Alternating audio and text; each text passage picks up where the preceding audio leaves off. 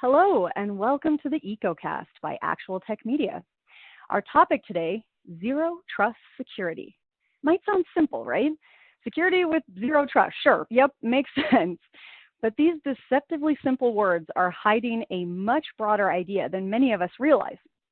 So today we're going to spend some time digging into zero trust network versus zero trust architecture and access, and try to understand the philosophy, the ideas, the strategy, the tools, and the solutions that are all encompassed by those three little words, zero trust security.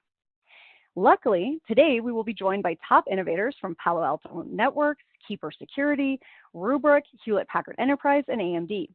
These awesome experts will help us explore how you can best protect your organization's finances, reputation, and business operations. Now, if you have not joined us for an EcoCast in the past, a very special welcome to all the first-timers out there. Actual Tech Media created the EcoCast and the MegaCast series to help educate IT professionals like yourself on the latest innovations and trends in enterprise technology. These events are designed to get you the hottest insights and up-to-date information efficiently from the comfort of your home or office. MegaCast and EcoCast allow you to pose and answer questions, to connect with other experts in your field, and to help you solve your most pressing technology challenges. Now, before we get into our sessions here today, there's a few things that you should know about this EcoCast. Of course, we do have some awesome prizes lined up for you, and I will get back to those in a bit more detail in just a moment. But first, I want to draw your attention to the questions tab in your webinar control panel. If you haven't already said hi, we love to see people connecting across the world, so drop a greeting, give a wave to your friends in the Actual Tech Media community. That questions console is also a great place to let us know about any technical issues that might come up today. A quick reminder that a browser refresh is going to fix just about any issues with slides, audio, or video, but if not, just throw a comment in that questions tab and the Actual Tech Media crew will be there to help. But most importantly, we want this to be an informative and engaging event for you, which means that we want those technical questions. So throughout today's EcoCast, we hope that you'll be sure to ask all of the zero trust security questions that you might have. Not only will we have team members responding to you during the live event, but we'll also have a dedicated Q&A session at the end of each presentation. If we do not get to your question during the live event, don't worry. The awesome humans from Palo Alto Network, Keeper Security, Rubric, Hewlett-Packard Enterprise, and AMD will be following up with you afterwards. And of course, good things should be shared. So when you hear something interesting or exciting in today's EcoCast, be sure to get social and share with your friends. You can use that Twitter button right there in your audience console, and the hashtag for today's event will be automatically added to your post. And hey, while you're exploring that audience console, make sure to check out the Handouts tab where you will find some fantastic resources and takeaways from our speakers here today. There's also an awesome collection of data sheets, white papers, global studies, and demos. So be sure to click around in that Handouts section and download some of those resources to read and share after the event today. Okay. Now, the good news just keeps on coming today because in our EcoCast, we will be giving away 3 $500 Amazon gift cards to 3 lucky winners. Of course, you must be in attendance during the live event to qualify for the prize and meet the Actual Tech Media prize terms and conditions, which you can find in that Handouts tab that we just talked about. Again, just click into the Handouts section in the audience console, scroll down, and you'll see the full T's and C's. Okay, and a few quick reminders for you here. One extremely important one, I mentioned the questions section of your audience console as a great place to reach out, say hi, check in with the Actual Tech Media team. But the most important thing to remember about that question section is how much we love hearing your questions. In fact, we love it so much that we've actually added a special additional prize for all you inquisitive folks out there. So in the EcoCast today, we will be giving away a $50 Amazon gift card to the best question asked in each of our live sessions. The teams will review all the questions asked after the event, which means that even if your question does not get asked live, there is still a chance to win. We will follow up with all the winners after the event. And again, if you have any questions about whether or not you're eligible for these prizes, check out that terms and conditions in the Handouts tab. I'm just going to throw up a few other quick reminders here. One important one is that all prize winners are required to submit an IRS Form W-9 to Actual Tech Media. And if you are a lucky winner here today, you always have the option to donate the value of the prize to one of our selected charities. Thanks to generous prize winners on previous Actual Tech Media events, thousands of dollars have been donated to these wonderful charities. So if you are a winner today and you would like to get involved with one of these amazing organizations, let us know. We would love to help make that happen. Again, we are so happy to have you with us here live today, and we want to keep that good feeling going. So be sure to use that Twitter button that we chatted about earlier. It's going to add the hashtag for today's event as you share all the exciting things that you're learning with your community. And make sure to connect with Actual Tech Media on Twitter or Facebook. We love to hear from you. If you're looking for some more awesome content after the event, make sure to subscribe to Actual Tech Media on YouTube. And hey, while you're out there exploring, check us out on LinkedIn as well. Now, speaking of exciting content, if you haven't already checked out the Actual Tech Media Guerrilla Guide Book Club, now is the time. Today is the day. The Guerrilla Guide Book Club gives you access to free enterprise IT books authored by top industry experts, so you can stay up to date on trending enterprise technology. And yes, those books will work on your Kindle or mobile device, and they are completely free. So you can download these exciting resources at guerrillaguide.com. There's a link in the handouts tab for you as well. Now, I've said it before, I'm going to say it again. We think you're awesome. We're guessing you know a lot of awesome folks as well. So another way to win a prize is to refer an industry friend or coworker to the Actual Tech Media event series. You'll find a link to do that right in your handouts tab, and you will be automatically redirected at the end of the event as well. Now, we promise not to spam your friends or coworkers. We will send them an invitation to a list of upcoming events, and if they don't respond, they're only going to get one more reminder from us. Then both you and your coworker could win a $300 Amazon gift card. We hold those drawings every month, so you both get some great content. Your friends are going to thank you for it. Plus, there's a chance to win $300 each. I mean, that's just an easy win. No brainer there. All right, well, it occurs to me that I haven't really introduced myself. So if you haven't met me yet, I'm Jess Steinbuck. I'm a moderator here at Actual Tech Media. And I'm going to bring on my friend and fellow moderator, Scott Becker. Scott and I were chatting about how to set up the keynote today, and we decided that we wanted to play a little bit of a game. So give me one moment. I'm just going to hop on camera, and we're going to get rolling with this keynote. Hi, and welcome, Scott. I'm so glad you could be here to help me kick off this exciting Zero Trust EcoCast. I'm happy to be here for it. Zero Trust seems to be one of those things, Scott, that it's almost a concept that's become more of a buzzword than a strategy. You know, we think we get what it means, but are we actually all on the same page here today? And Scott and I were talking about that, and we thought that a good place to start the event today might be to set a shared foundation for a few of the key Zero Trust concepts in order to help us get the most out of these awesome presentations today. So let's get rolling with a very quick game of Zero Trust, true or false. Scott, you ready to play? Let's do it. Awesome. Okay, I'm going to kick us off with an easy one just to show you how it works. Okay, so Scott is an awesome moderator with lots of cool and interesting things to say. Let's see, guys. What do you think, audience? Oh, that of course is true. Okay, that was an easy one. That's a freebie. I knew that you would all get that one with me. But since we aced that first one, let's try one that's a little bit harder. My organization uses passwords and multi-factor authentication, so we have a solid Zero Trust platform. Okay, so this is a really common belief. And the reality is that while MFA and passwords are a key aspect of Zero Trust strategy, they are not the only aspect. So this one is false. The core of a Zero Trust strategy is holistic. So that assumes that all users and devices are untrustworthy until proven otherwise. Now, I'm using the air quotes on that because I know the word untrustworthy feels a little bit uncomfortable, and we're going to come back to that in just a moment. So again, Zero Trust is a strategy. It's an experience. It's an approach.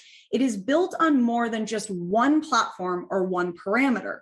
So yes, passwords and multi-factor authentication are important, but they are not the totality of Zero Trust. You also need to consider continuous monitoring and validation, privilege and access for both users and device, microsegmentation, lateral movement protection, and of course, the overall plan for rollout and employee engagement. And we're going to talk about that a little bit more in just a moment. So the point here is that investing in one tool like MFA is a great start, but one tool does not a Zero Trust strategy make. So again, that's false. Okay, moving on to our next question. Implementing a Zero Trust system means that I don't trust my employees or my team. Yeah, and I get this one. Saying that you have zero trust just really doesn't feel great at first glance. But let's try to reframe this idea from a lack of trust to a sense of empowerment. Employee complaints around zero trust architecture are usually rooted in inconvenience and frustration with bulky or constantly changing systems. So if you can smooth out the employee experience, make it simple and easy across multiple platforms, a lot of those frustrations are going to go away. Another important piece of that is change management, especially around communication. If your company just rolls out a complicated set of new processes that involve passwords and multi-factor authentication, lower permissions, lockdown access, and then when they ask why, your answer is just, you have the permission you need and that's all you get, well, that's going to be pretty frustrating.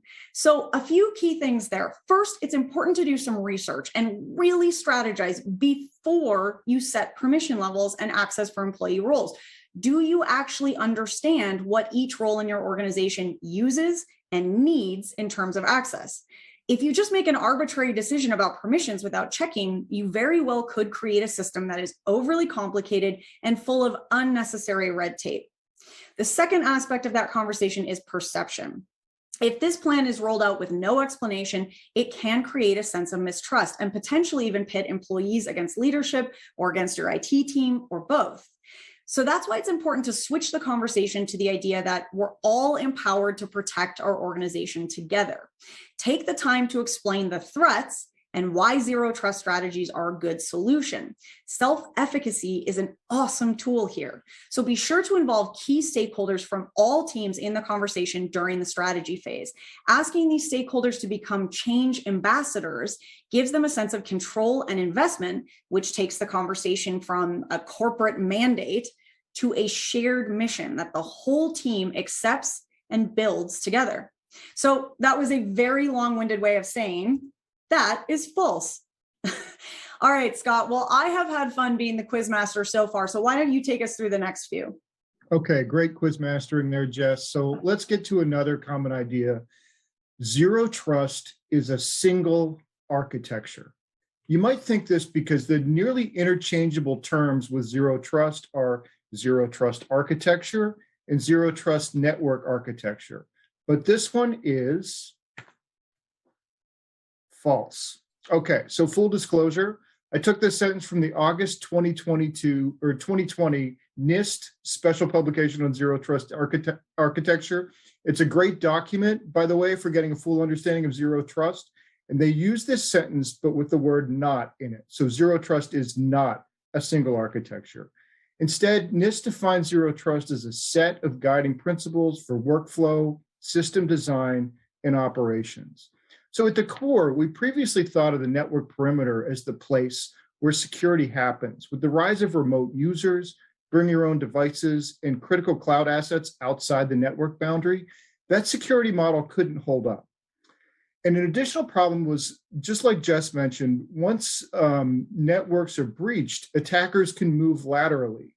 So zero trust is a shift in mindset from protecting the network to protecting enterprise resources and shrinking that implicit trust zone and the attack surfaces around those resources. So zero trust is not a single architecture so much as it is guidelines and principles for moving from network protection as the central concept to resource protection as the central concept. And now let's move on to our last true-false statement. You may be further along on your zero trust journey than you thought. And in the interest of not being a bunch of nattering nabobs of negativity with a bunch of false answers, this one is true. So zero trust is a journey, and many organizations are already on it. For example, if you're one of the, 100% of organizations with some cloud assets, you've already been forced to think along zero trust lines. And back to that MFA point earlier, no, MFA is not a full implementation of zero trust, but it can be one step on the journey. And to go back to that NIST report, it states that it's unlikely that any enterprise can migrate to zero trust in a single technology refresh cycle. So you do what you can, a step at a time, watching for interoperability among your zero trust focused solutions, and put one foot in front of the other to get there. Most of us will be in hybrid implementations for a long time to come. Speaking of which, Jess, we're going to hear today from several top providers of solutions with significant value for zero trust that can help people on that journey.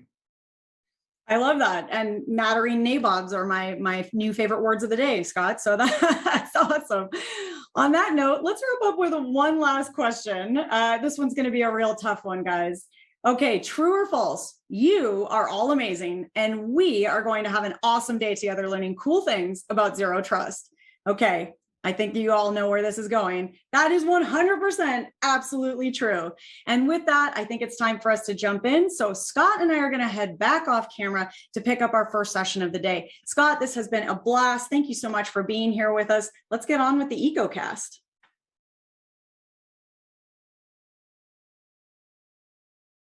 Okay. Well, hopefully you all enjoyed that as much as Scott and I did. We got some great answers in the chat. I love you guys playing along. I love all the truths on that last question. You're all 100% right. And as we start these sessions, Scott and I are just a bit curious. What's your time frame for taking action on some of the solutions that you're going to learn about today? So when we think about the zero trust strategies and zero trust security, what are you kind of thinking? Are weeks, months, many months, or not sure at all? All right, we've got some great answers coming in. I love when we're hitting that not sure one pretty heavily, which is what I'm seeing, and then a couple in the 6 to 12 months as well. So that's awesome. So you guys are either looking to move pretty quickly or you're still very much making up your mind, and that's a great place to get started. Okay, well, let's keep moving along here because we have a lot of really exciting presentations to get to, and I know that you guys are all chomping at the bit, as I am as well. So next up, it is my pleasure to introduce you to our very first presenter in today's EcoCast, Siva Rajasthan, Director of Product Marketing. Siva, thank you so much for being here from Palo Alto Networks. I know our audience is pumped and ready to get going on this EcoCast, so I'm going to hand things over to you. Hey, Jess, thank you. Good morning, everyone. I'm Siva, Director of Product Management from Palo Alto Networks. It's an honor and privilege for me to represent Palo Alto Networks and also to be a voice for all of you and explain how you should approach zero trust for your enterprises. So I think we've been hearing the keynote session. The discussion has always been around zero trust and zero trust as a journey. What we wanted to do from Palo Alto Networks is introduce you to Prisma Access, which is our way of approaching zero trust network access for your enterprise. I'm going to talk to you about why Palo Alto Networks' way of doing zero trust in your enterprise is above and beyond what you are thinking about right now. And it is actually the need of the hour that you all adopt zero trust network access 2.0 for your enterprise. Now, if you think of it, the last couple of years, we have been all through pandemic and work. What it used to be was a place where we always used to say that, hey, I'm going to work. It always meant that I'm going to an office location. This was all prior to 2 years ago or 3 years ago, just before the pandemic had hit us. Right now, if you think of it, work has become an activity and not a place.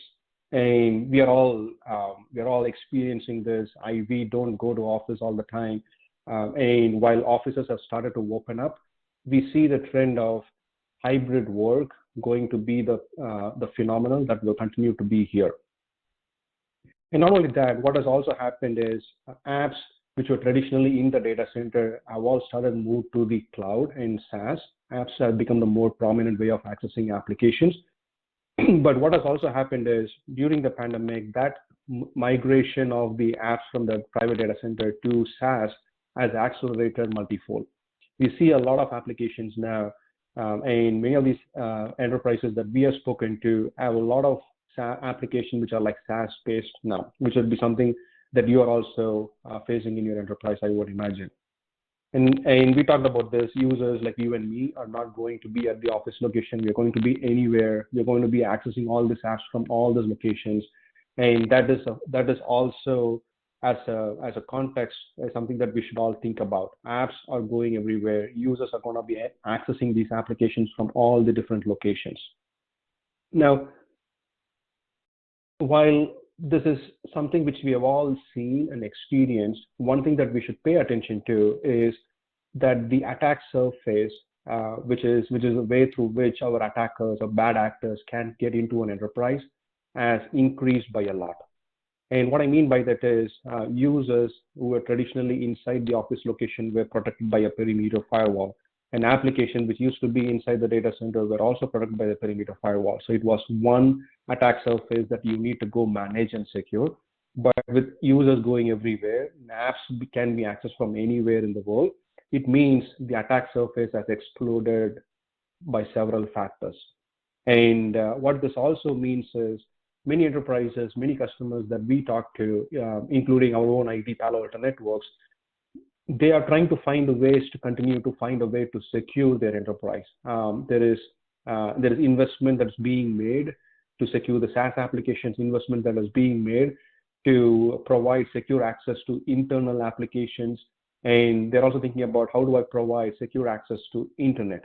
Because bad things come from the internet. You need to be able to protect your enterprise from all those bad things.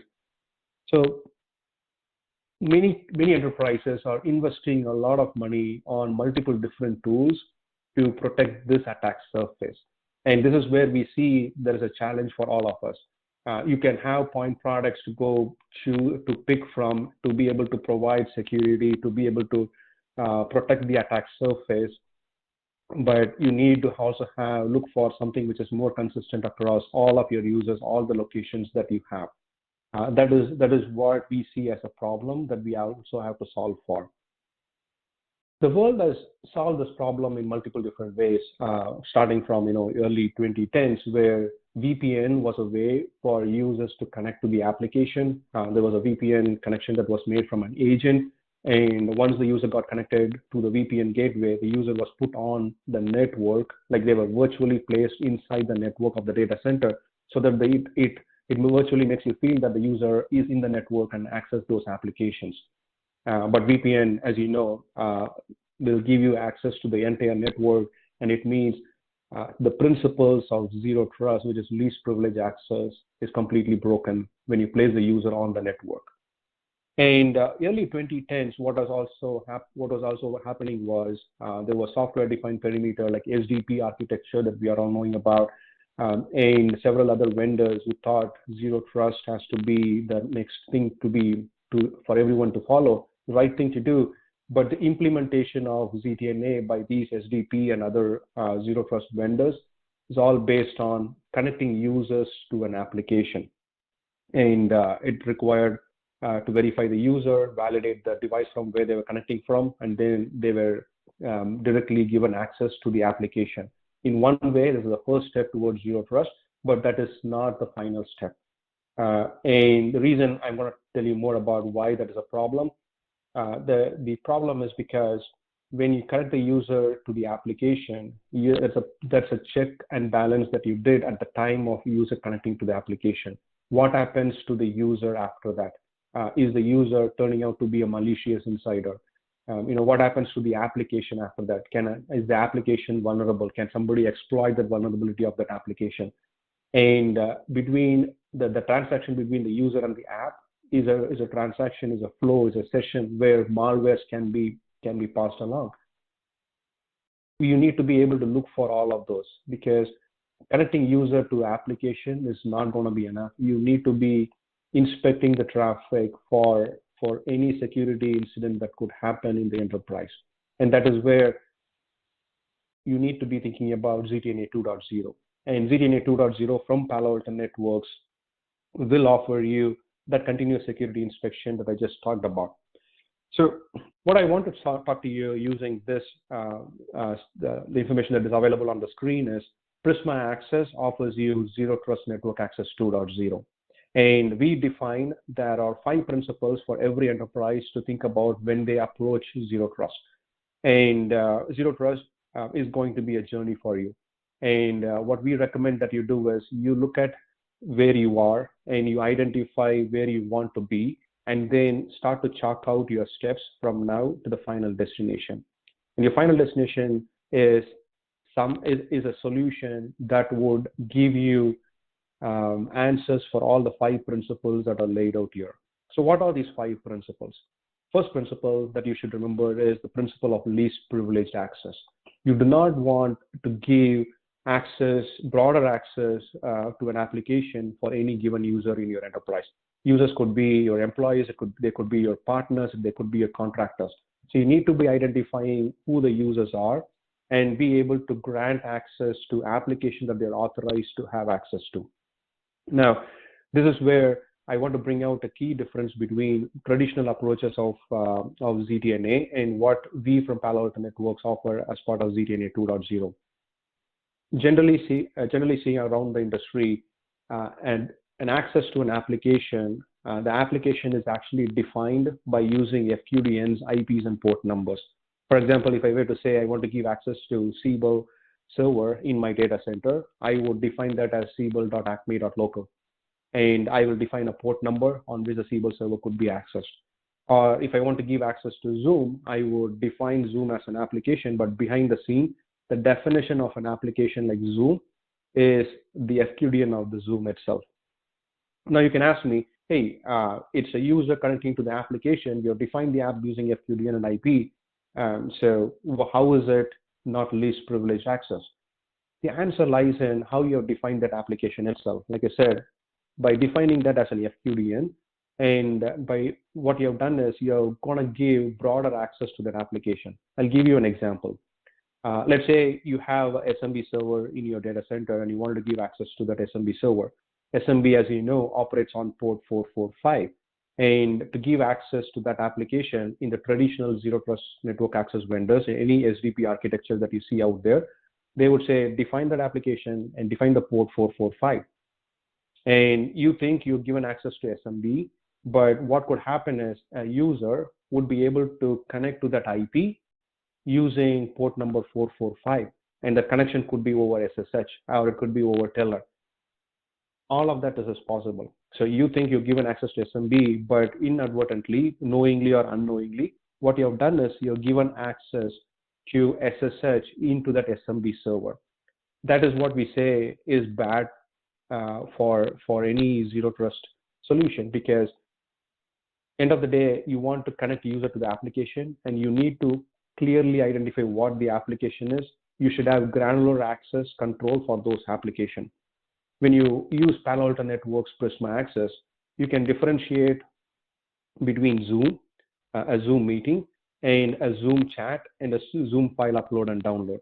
For example, over this call now, if I were to chat with you or do a Q&A, Prisma Access can differentiate between what you see on the screen, like a video screen, as well as it can also differentiate that from a chat session a user will be doing. So if you want to have granular access to say, hey, I want my users to be using WebEx, for example, but I want them not to share any files over WebEx because, sensitive files. I want them to be shared over email because I have email security protection, or I want them to be shared over Google Drive because I have CASB built into that for that reason. I don't want my users to share files over WebEx. If you have that level of granular controls that you want, you will have to, you can only achieve that using Prisma Access ZTNA 2.0. Least privilege access, providing you fine-grained access control to every application that you have in your data center. Second principle that I want to talk to you about is the continuous trust verification. You can connect the user to the application, but then after that, if you ignore what the user does or what the application behavior is, you have opened up your enterprise for an attack. Remember this, a bad actor, an adversary, or an attacker has to succeed only once to get inside your enterprise. And we, as security practitioners who enforce security for the enterprise, have to be successful 100% of the time. Meaning, every time an attacker tries to attack or breach into our network, we need to be successful. And that is why you need to make sure that if the user behavior changes, or the device from where the user is connecting from, if it is compromised or if it has a malware on it, then you need to make sure that you're able to protect against all of those. Continuously verifying the trust of the user and the device and the application the user is trying to access is key. And you need to do this not just for the applications that are out there in the internet, like the SaaS application, like Google Drive Box and all that. And it's not just going to be enough that if you only do the verification of the device and the trust of the user by looking at when the user is accessing private applications like Jira, Confluence, Siva, MySQL servers, and all of that. You need to make sure that you are able to apply the verification, the trust verification across all the apps that the user may have access to. Very important that you apply the continuous trust verification not only for private app access, you also do that for internet applications also. Third thing, very important, is the continuous security inspection. This is the part where many vendors today have not implemented this. Some vendors have gone to a point where they figured out without continuous security inspection, there is no real true zero trust. So they have started to implement some web application firewall type of checks or some OAuth's top 10 type of checks, but those are only limited. Those are only for web applications. You need to make sure that when a log4j type of an incident happens, or when a SolarWinds type of an incident happens, you have the ability to inspect the traffic between user and the application, understand what the user's traffic is going to do, and be able to prevent those incidents from happening. And that can only happen with Prisma Access type of a solution, where we continuously look at every packet between user and the application and we inspect them for security threats. And this inspection is happening not only for internet outbound traffic, we do this inspection for all private application that the user is accessing. Right.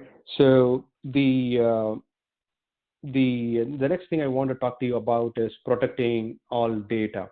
And when I say protecting all data, you know that when a security incident happens, the attacker is actually after two things, mostly based on what we have seen, including the Verizon breach report that we have come to review, is either the attacker is after doing a ransomware, or they're after exfiltrating data from your enterprise, and which means you need to be looking at what the users are doing, what are the sensitive data that is sitting in your enterprise. It could be in your private data center, public data center, or it could be in the cloud.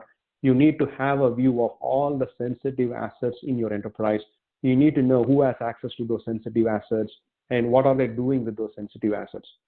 Many vendors out there, they look at DLP or data protection for only outbound internet SaaS-based applications. But when it comes to private applications in the data center, they do not apply data protection. Some vendors do data protection for private apps in the data center, but they do not have a solution for data protection for internet and SaaS apps. Prisma Access from Palo Alto Networks provides data protection regardless of the type of application that the user is accessing. You need to make sure that your solution that you're choosing provides that functionality for you. The last one is the fifth principle that I want to talk to you about, is you must be able to secure all the application. So there are applications which are client-initiated connections, which are server-initiated connections. There are apps that would operate on a standard fixed port. There are apps that would operate on dynamically changing ports, and ports that are being negotiated with the server. Like different types of applications that are legacy apps, and applications which are like based on modern cloud-native architecture, like microservices. We are at a time where the shift has happened from legacy applications to modern cloud-native applications.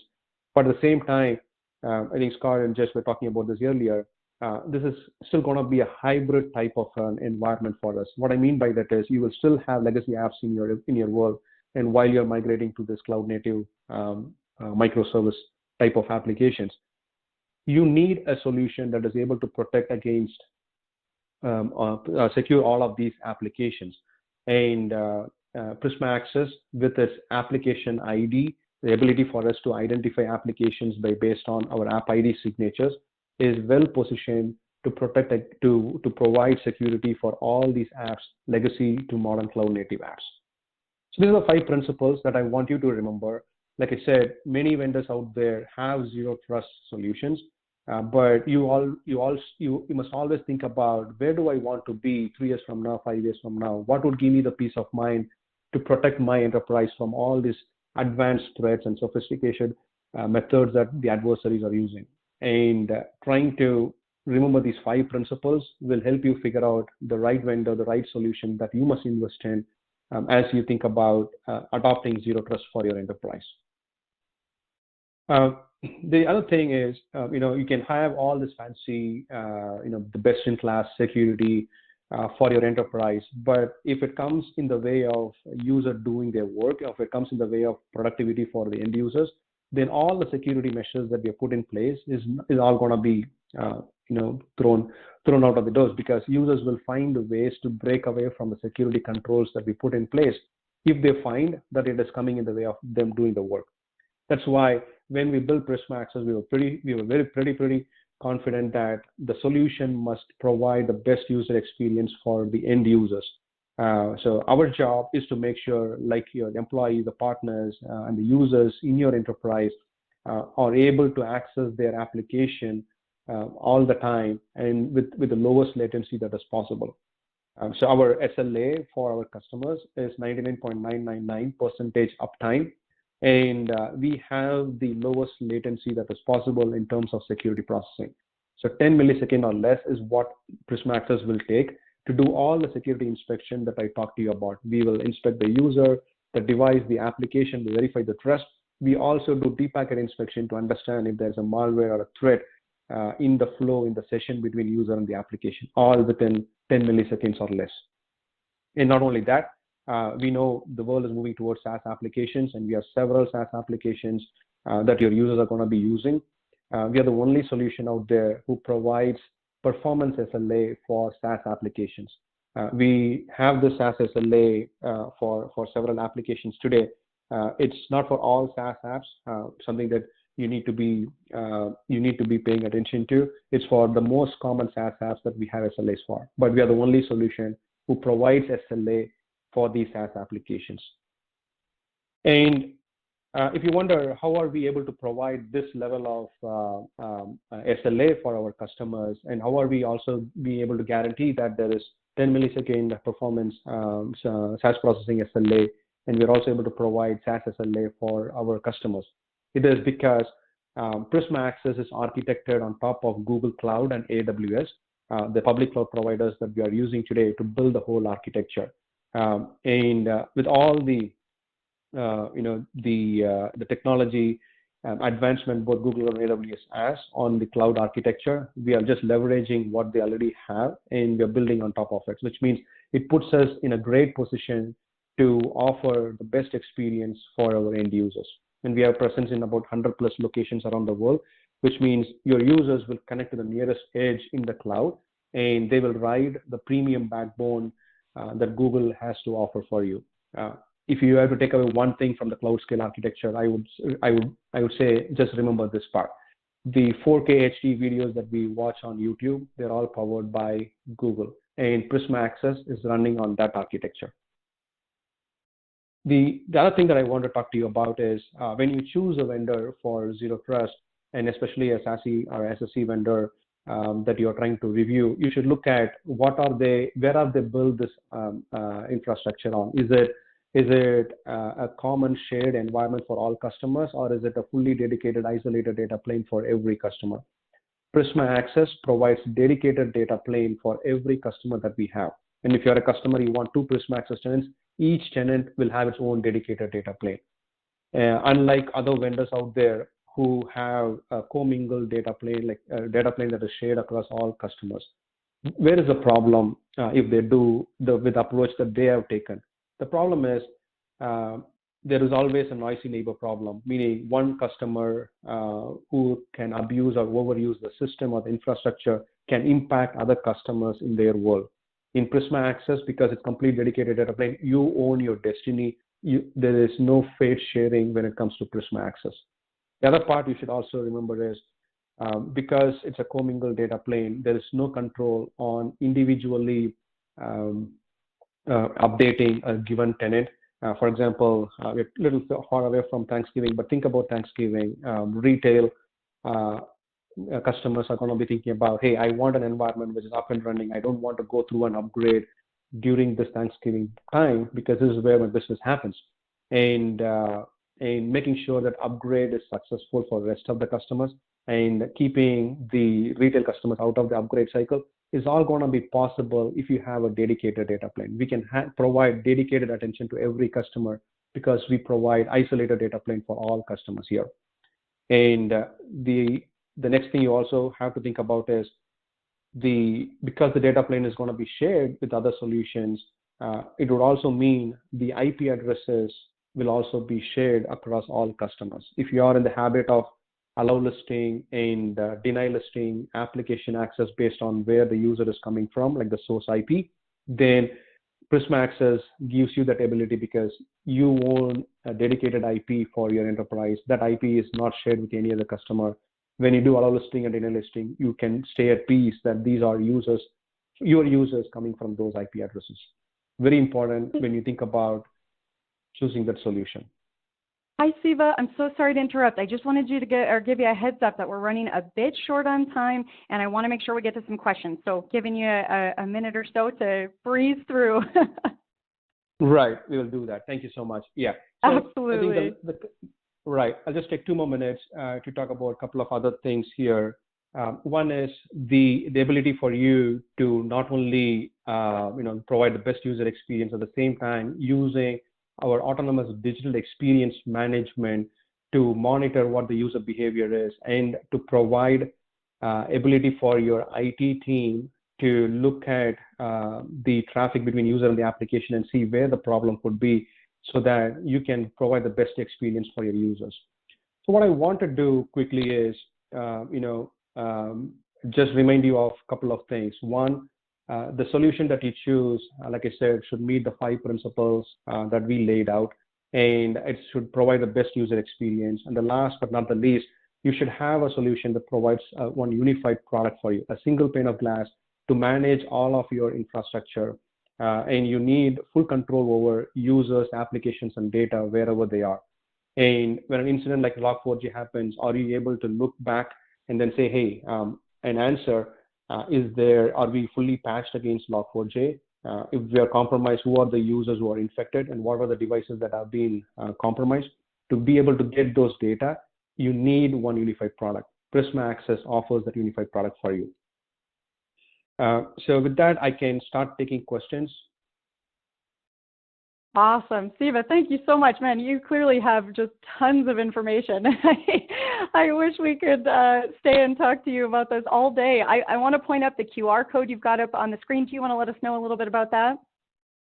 Absolutely, yeah. So one of the things that we talked about here is ZTNA 2.0. So Palo Alto Networks made a public announcement of what ZTNA 2.0 a couple of weeks ago. And a week from now, on June 15th, we are having a live event. You'll actually learn more about ZTNA 2.0 and how Prisma Access offers this for you.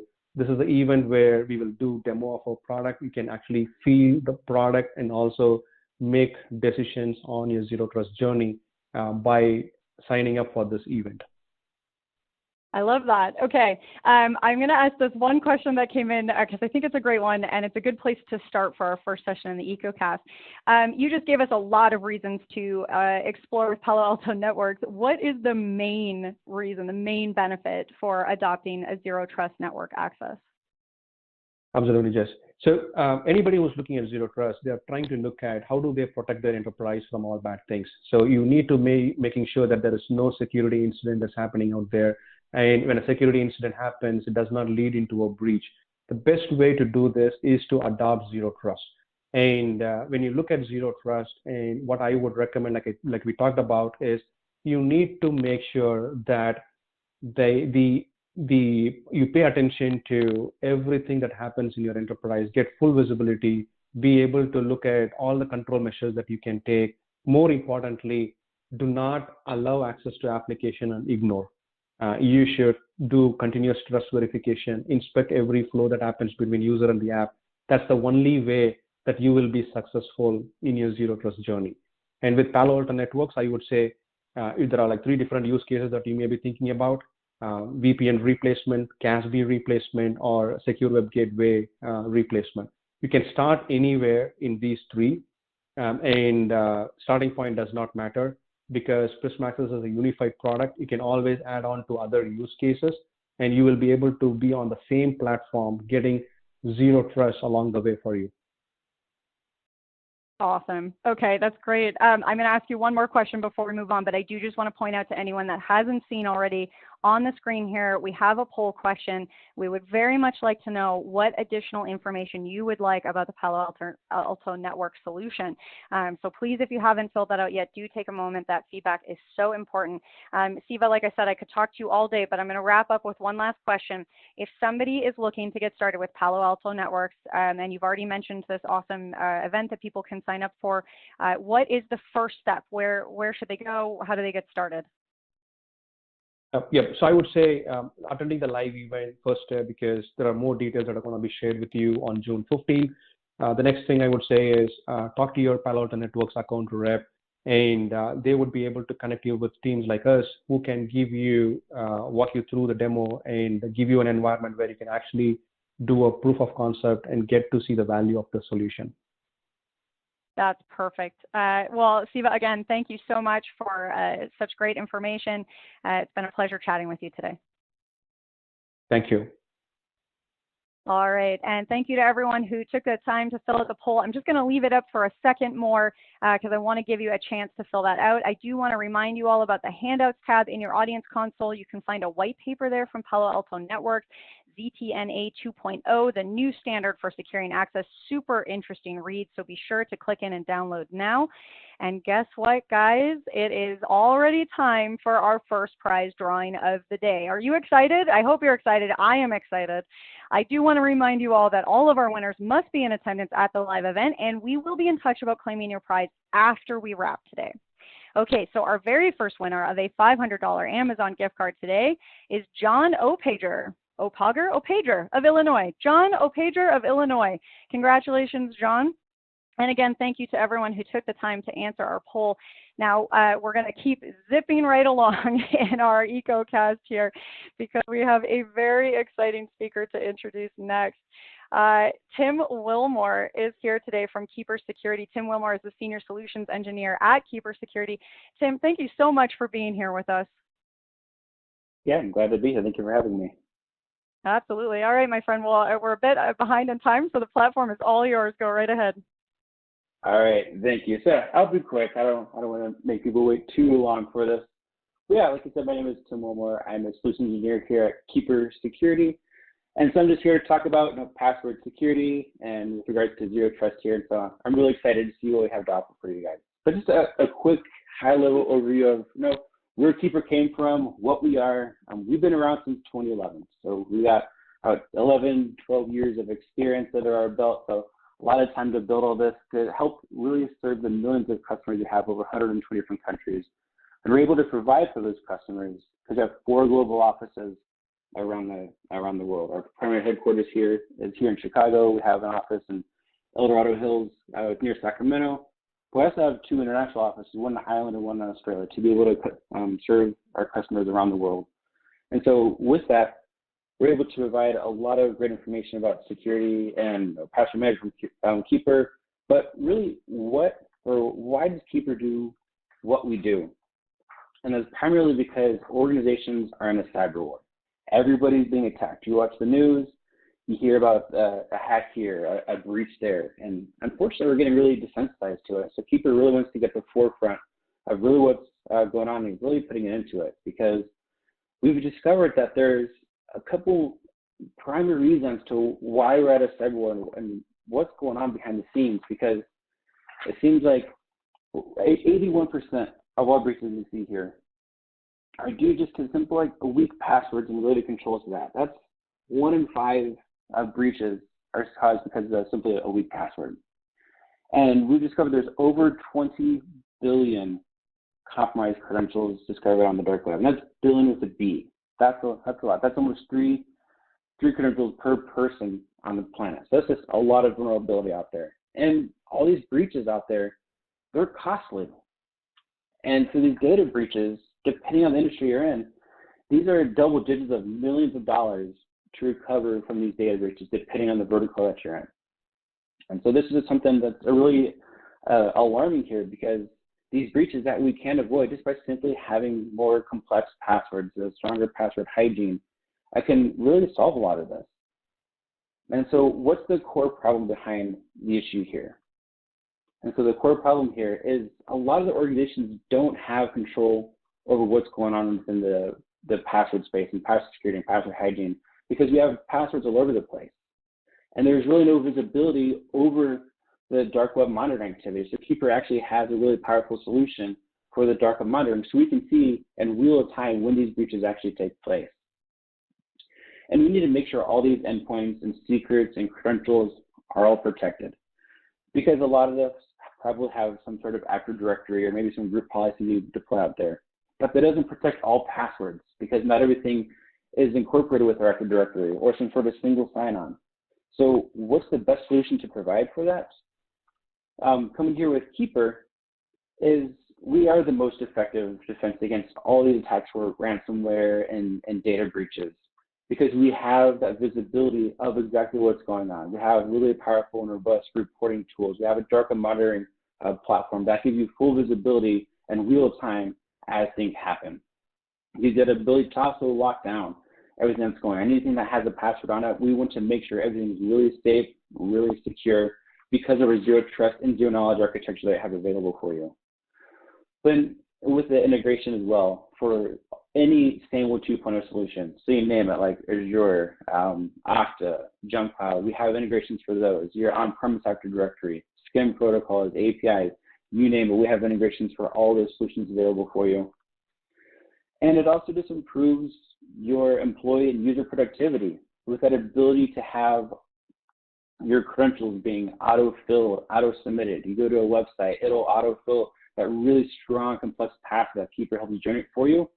So really, at the end of it, all the users really have to know is that one password to gain access to their vault, because everything is going to be safe and secure and encrypted in that. Once once logged into their vaults, they'd be able to have access to all those safe, secure credentials to be able to gain access to their vaults, where all the passwords are stored. So being the most comprehensive platform on the environment, Keeper really built themselves on two pillars to really become the keystone for all the security out here, because one of them being security with our zero knowledge architecture and our zero trust architecture, because here at Keeper, we know nothing but what's inside the vault because of our patented encryption technology. We have that zero trust, so it's never trust, always verify, but also being really easy to use, because we firmly believe in that adoption paradox, where if something is too difficult, people don't want to use it, and we understand that. We want to go with the easy solution, but also the really secure solution. And so Keeper really found that fine line and marriage between the two of being really secure, but also being easy to use. And so in terms of being easy to use, we are platform agnostic. You name it, Keeper can run on it.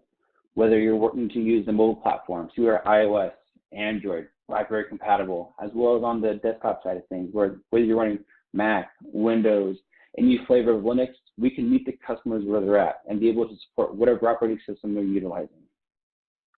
But not only being easy to use for the customers and for the end users, but also easy to use for the admins as well. Because just like for the users where it needs to be easy, the administrators don't want to have to worry about trying to finagle through a platform that's really hard to administer.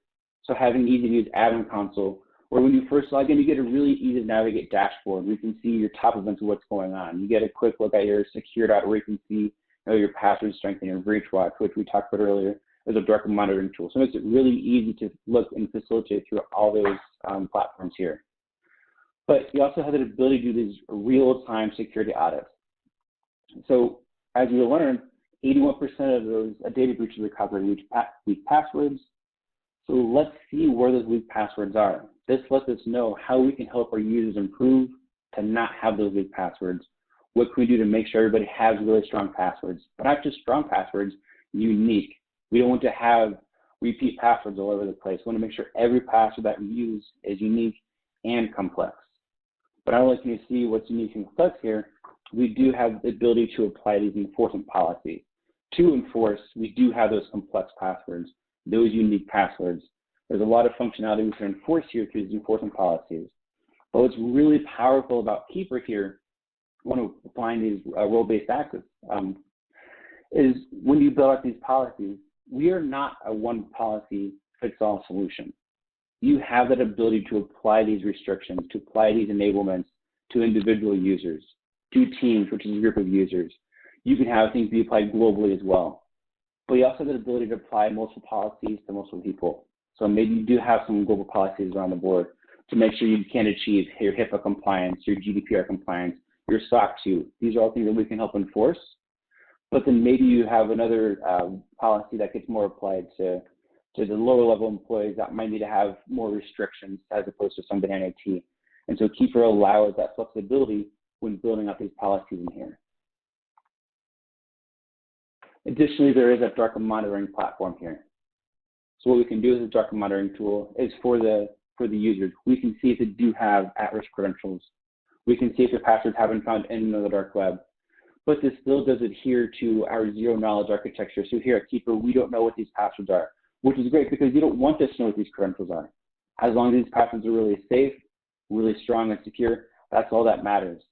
And so we have a patent on our technology around encrypting these passwords and our hashing here to make sure that when we do a comparison for these passwords to see if they are found anywhere on the dark web, we actually are not doing an exact password match. We do a hash just to make things anonymous.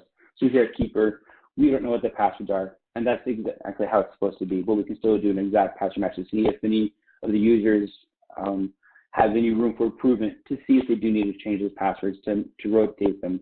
And Keeper can easily facilitate those changes here to make sure everybody has really strong, complex, and secure passwords. But not only do we want to make sure everybody has those strong passwords based off what we can find in security audit, to see if the password has been found on the dark web with our breach watch tool, we can always take that information one step further because we have a really robust advanced reporting and alerts module.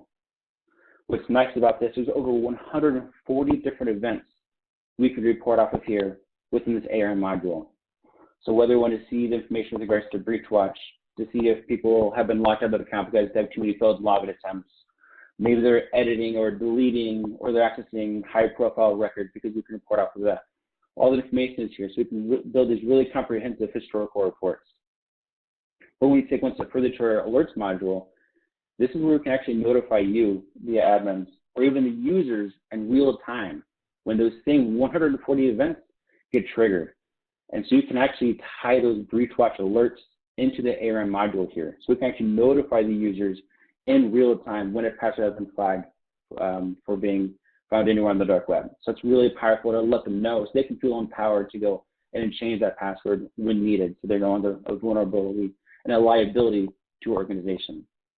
But not only can we do the reporting and alerts here, we also have a lot of support for the external logging. So these SIEM solutions, whether we need to integrate with anything such as Azure Sentinel or Splunk, Sumo, you name it, any other SIEM solutions, we have a native integration with. So you can actually receive logs in real time outside of Keeper. So you can do your filtering and sorting outside of Keeper when needed. So a lot of this is built on top of our zero trust and our zero knowledge architecture. And so the core principles that you see here are whenever anybody's logging, always assume it's a breach. Don't trust anybody, have zero trust.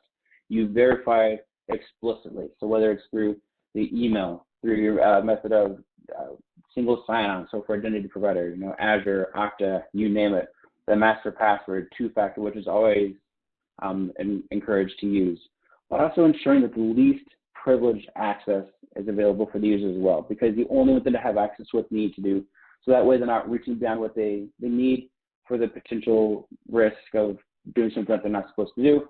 So always ensure that the least privileged access is what the users are taking advantage of.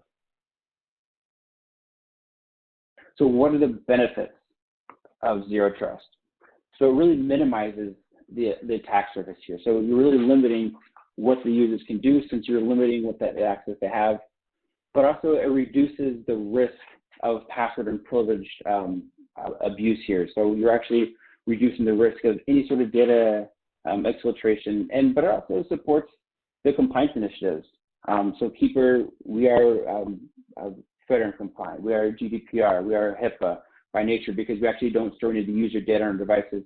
So making it really safe and secure, and just make sure all the compliances that you're looking to achieve are met out there. And before I wrap things up here, just how to deploy things out that are zero knowledge in your environment here. So where do you begin? something like Keeper, which was we are the leader in password security. That's the foundation for zero trust. So getting a solution like Keeper is going to be the building block in step one to actually getting something like this implemented here. Mind the security gaps. So having a really strong, robust password management tool that facilitates the role-based access controls, enforces your multi-factor authentication, but also, like you saw a couple of slides ago, enforcing the least privileged access. We're only want to give access to what they need to have access to, nothing more, because you don't want to risk anything beyond that. But this is also something you need to commit to. So what I mean by that is threat vectors are always evolving. They're always changing. So we don't want this to be a solution where you set it and forget it. As things change, we need to be agile and modify with it. So as our people that are trying to hack into environments, they learn, they evolve, they do things different. So it's also up to us to make sure we evolve and change with them. So it's nice to be able to have that flexibility with our enforcement policies, that whenever we do need to change something, whatever you build in Keeper is not set in stone. And that's exactly how I want it to be. So as things change, as things evolve, as the user's needs change and their skills evolve as well, we can modify with them to also enable the users as they grow and expand, but also evolve with the outside threat vectors that could possibly be attacking and trying to breach your environment. So with all that being said, I'd like to field any questions that you may have. And I appreciate everybody's time for listening, and hopefully we're able to earn your trust business here at Keeper. So I look forward to speaking with everybody. Thank you. Oh, that's awesome. Thank you so much, Tim, for such an interesting presentation. I can see we've got lots of great questions coming in. I want to pass on a high five from Emmanuel, who says he's a big fan already.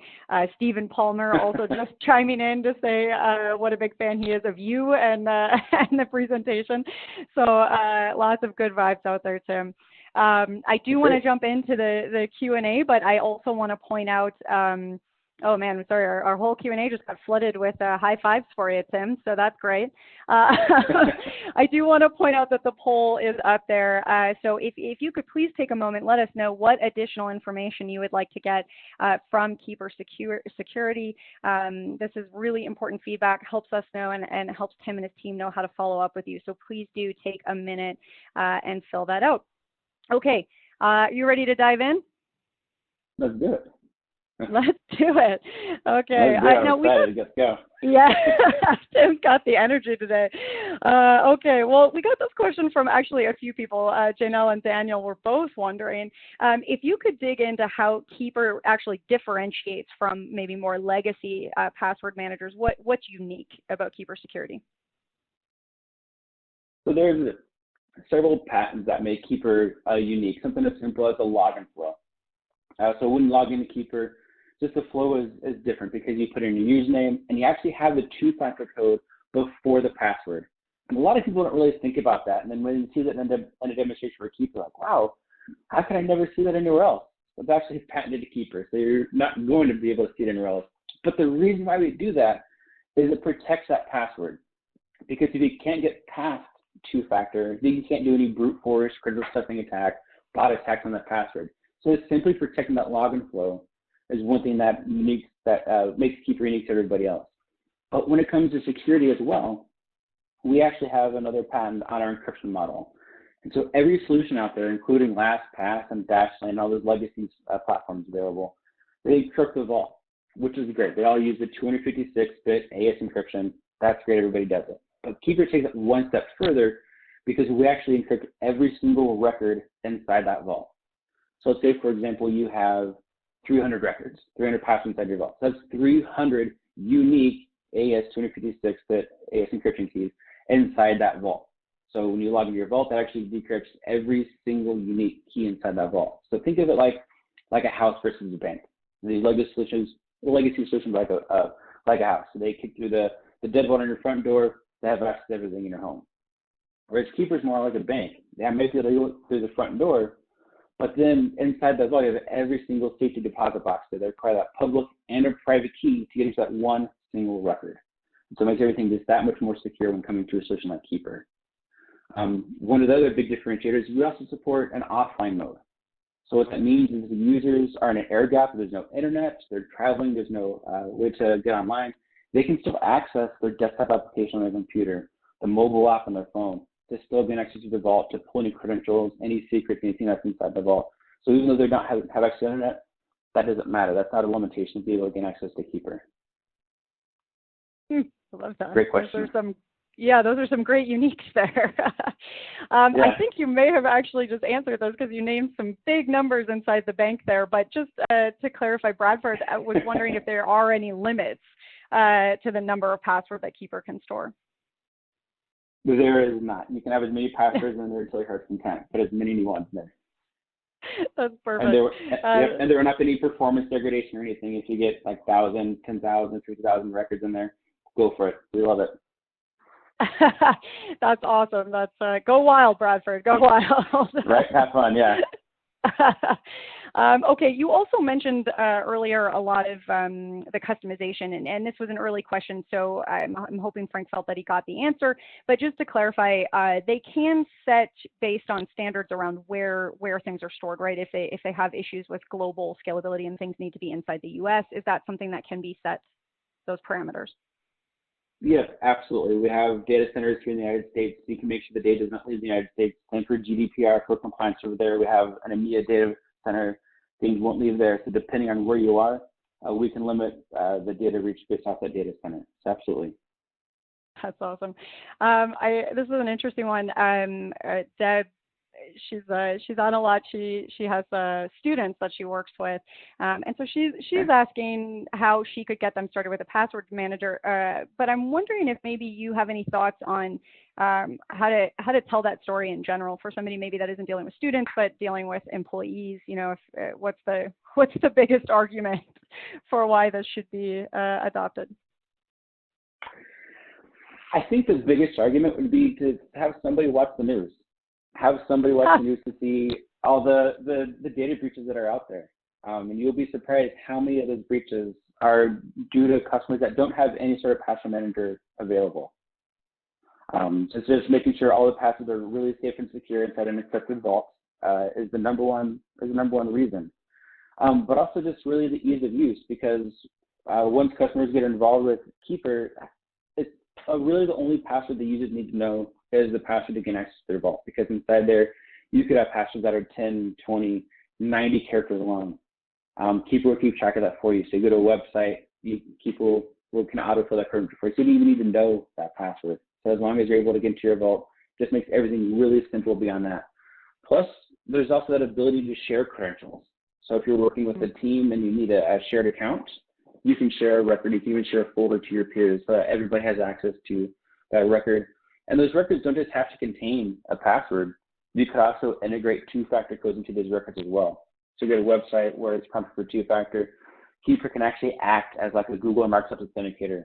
Think of it like a Keeper authenticator, if you will, where Keeper actually generates and fills that two-factor code for you on your behalf. So it makes it really simple, and having to rely on the application on your phone, let Keeper take care of that for you. Again, making it really simple. Awesome. Okay, I love that. There you go, Deb. There's your argument. Turn on the news. I think do a quick Google search for. Yeah, that's great advice and a good reminder for all of us. You know, this one just came in, and I'm going to read it out, Casey. Casey's asking, should we even be investing in a disaster recovery solution? Should we just implement a backup solution and a zero trust solution? That's a great question. I know. I always recommend doing disaster recovery because you never know that's what it's for. Disaster recovery, in case there's a major event, you always want to be protected in that regard. But Keeper would also keep things secure as well as for the passwords for the disaster recovery solution. So the disaster recovery could work for other aspects of your environment, whereas Keeper can keep track of the password and keep those safe for you, regardless of what happens. So it's nice to have Keeper in tandem with the disaster recovery solution. Yeah, I think multifaceted approaches are what we take away a lot. Yeah, don't want to put all your eggs in one basket. Yeah, exactly. Again, reading the news. Yep. Okay, this one's kind of an interesting one. And Vinay is wondering, well, first and foremost, what he's asking is, what's the big step towards a password-free present? Do you see a password-free present? What do you think about that? I've been hearing grumblings around that, but yeah, there are talks about going to a passwordless environment, but you still need to protect those passwordless logins with the password. How do you keep those passwordless credentials protected? So I think there's always going to be at least some sort of password in the future. Maybe it'll just be all these services will be passwordless. We still have to protect those credentials with something. But yeah, who knows where the future is going? Do you think biometrics? We had someone asking about fingerprint scanning as a replacement. I think it's more of a complement to Keeper, because you can actually utilize biometrics with regards to Keeper as well. So you can actually use biometrics to gain access to your vault. So you can use Face ID, Touch ID, Windows Hello, the Android biometrics to gain access to your vault as well. So I don't foresee biometrics replacing passwords. I just see them working well in tandem with passwords. Perfect. Okay, well, there's some awesome questions still coming in, Tim. I again feel like I could keep chatting with you all day, but we are running a bit low on time. So let's wrap it up with one last important question. For anyone out there that is very excited about Keeper Security, which, let's be honest, is everyone in the audience right now, and wants to get some more information, what's their first step? How are they getting started? I think the first step is to simply go to our website, keepersecurity.com. From there, we have also the resources, white papers, which I know doesn't sound very exciting to read, but they are helpful.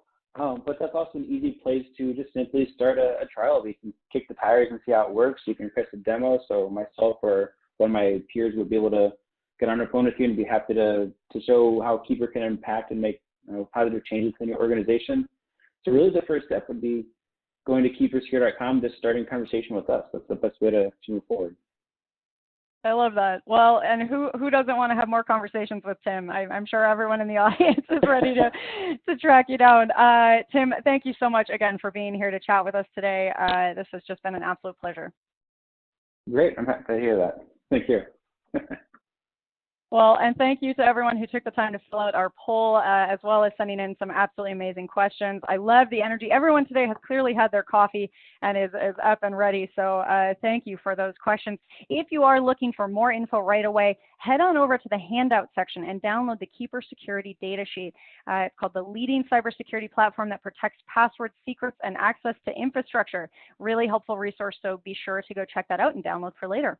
But for now, let's keep rolling with our presentations here. Up next, I'm excited to bring in Tracy Ator, Inside Sales Engineer at Rubric. Tracy, it's so great to have you on the EcoCast today. Tell us more about Rubric.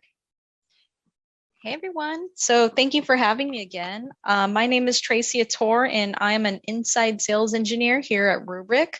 I am here today to talk about how Rubric can help accelerate your cloud journey when it comes to archiving to the cloud, M365, and of course, backup and recovery of existing cloud workloads, whether in AWS, Azure, or GCP. Here are some of the objectives I'm going to talk through in regards to some of the key challenges you may face with data protection in the cloud. Then we will talk about how Rubric can step in and help. And I'll be more than happy to do that at the end here by providing you guys with a brief tour of our Polaris platform, where we make all of this possible from a single pane of glass. Before we go into our cloud story, though, I do want to do a brief level set on Rubric and the core value proposition of our platform. This might be or might serve as a reminder for some of you if you are already familiar with what we do. But no, the way that, where it all begins, first, we modernize the way that traditional legacy backup is done through our single scale out software fabric approach, which is then built on a 2U 4-node hyperconverged appliance, drastically consolidating and simplifying the way that core backups is done. We support all enterprise apps for this workflow with an API first platform that is secure and flexible to automate, and it's all driven by SLAs. Out of the box, it's natively immutable. through our append-only Atlas file system, where all writes are done out of place, so no new data written ever touches existing data. But most importantly, the backups are not accessible through any standard network protocols like NFS or SMB. Second, what we will be mostly talking about today is that our platform natively extends to the cloud. Our software was designed in the cloud era with cloud in mind, where we could dynamically move data to the cloud, spin things up in the cloud, take a VM and archive it to the cloud, and protect cloud native assets. Last but not least, where we're going and our vision as a company is to deliver additional business value beyond just the core backup layer. We can provide additional insights with use cases like cyber resiliency and data governance by making use of the backup metadata we ingest. So think monitoring snapshots for any anomalous changes, or finding out exactly where sensitive data like credit cards or social security numbers might be out in the open, and suit threat hunting capabilities, which is really exciting. So our customers can use that to scan existing snapshots for indicators of compromise to help signal when an infection likely started in the first place. And that is the core platform in general. But let's jump back into why we're here, and that is to talk about the cloud and the challenges to managing and protecting that data with Rubric. So here's the checklist, what we're trying to solve here, 3 things. The first, quite fitting for today, is figuring out how do I solve for the cloud? We do find that enterprises or organizations in general are trying to solve for data management in a hybrid architecture. So that means they're adopting new cloud platforms, even deploying multiple cloud platforms to achieve a lot of different things unique to their organization. Secondly, customers we talk to are trying to make it easier to run their digital estate. Automation is a key tenet to operational efficiency. So when thinking about your next data management solution, it must be easy to obviously automate and integrate into your environment, right? Last but certainly not least is tackling security risk. Data security and being able to recover from ransomware plus data governance are top of mind for everybody. A data management solution would be incomplete if it did not provide recovery capabilities for cyber attacks and region failures. Another problem that comes into play has to do with the shared responsibility model, where one part of the setup is the responsibility of the cloud provider, and another part of it is the responsibility of the customer. But no matter what, when it comes to security, it's always going to fall into the lap of the customer. And because of that, they're seeking out a well-architected cloud solution. And because of that, it can become especially tricky if you're hybrid, multi-cloud, or operating at an enormous scale, whether it's infrastructure as a service, platform as a service, software as a service, applications, you name it. And here's the main challenge for those with existing workloads in the cloud. A typical cloud architecture often involves tens to hundreds of different accounts, subscriptions across many different cloud regions, which combined with manual job scheduling or painful scripting, it could really drain productivity from IT teams. In the field, we're hearing from some of our prospects that they're having to set up all these different components around things like retention and frequency, then having to deploy resources within multiple regions for each account, where now you have to manage backup schemes across all these different regions now. Then here is where Rubric comes in slide form, because I will show you guys again through a little brief demo how it works, but we could help you solve this and ensure that your data is backed up and protected wherever it sits in the cloud. Our platform can tie in regardless of where your organization is in its cloud journey, whether you're 90% on-prem and have a deadline to be in the cloud in the next 12 months, or you're born in the cloud and building all your apps in there and you want to know how you apply security and governance. So, obviously all our customers are on that journey, and thus far, this is what we've helped them solve here at Rubric. So we make it easy to archive backup data to low-cost long-term storage to the cloud, help orchestrate their existing applications into the cloud to accelerate their move away from on-prem infrastructure, and to ensure their new cloud-native apps are protected. So what does that mean? First up, let's talk archival. Most customers, if they have an on-prem data center, and have replaced their legacy solution with Rubric, they will take an archive of their backup data and send it to a public cloud, maybe an AWS S3 bucket or an Azure blob. Our technology does incremental forever in the archive. So it is efficient with how we're placing the data in the cloud bucket. We could also automate that life cycle of how the data tiers and when it tiers based on policies and storage class.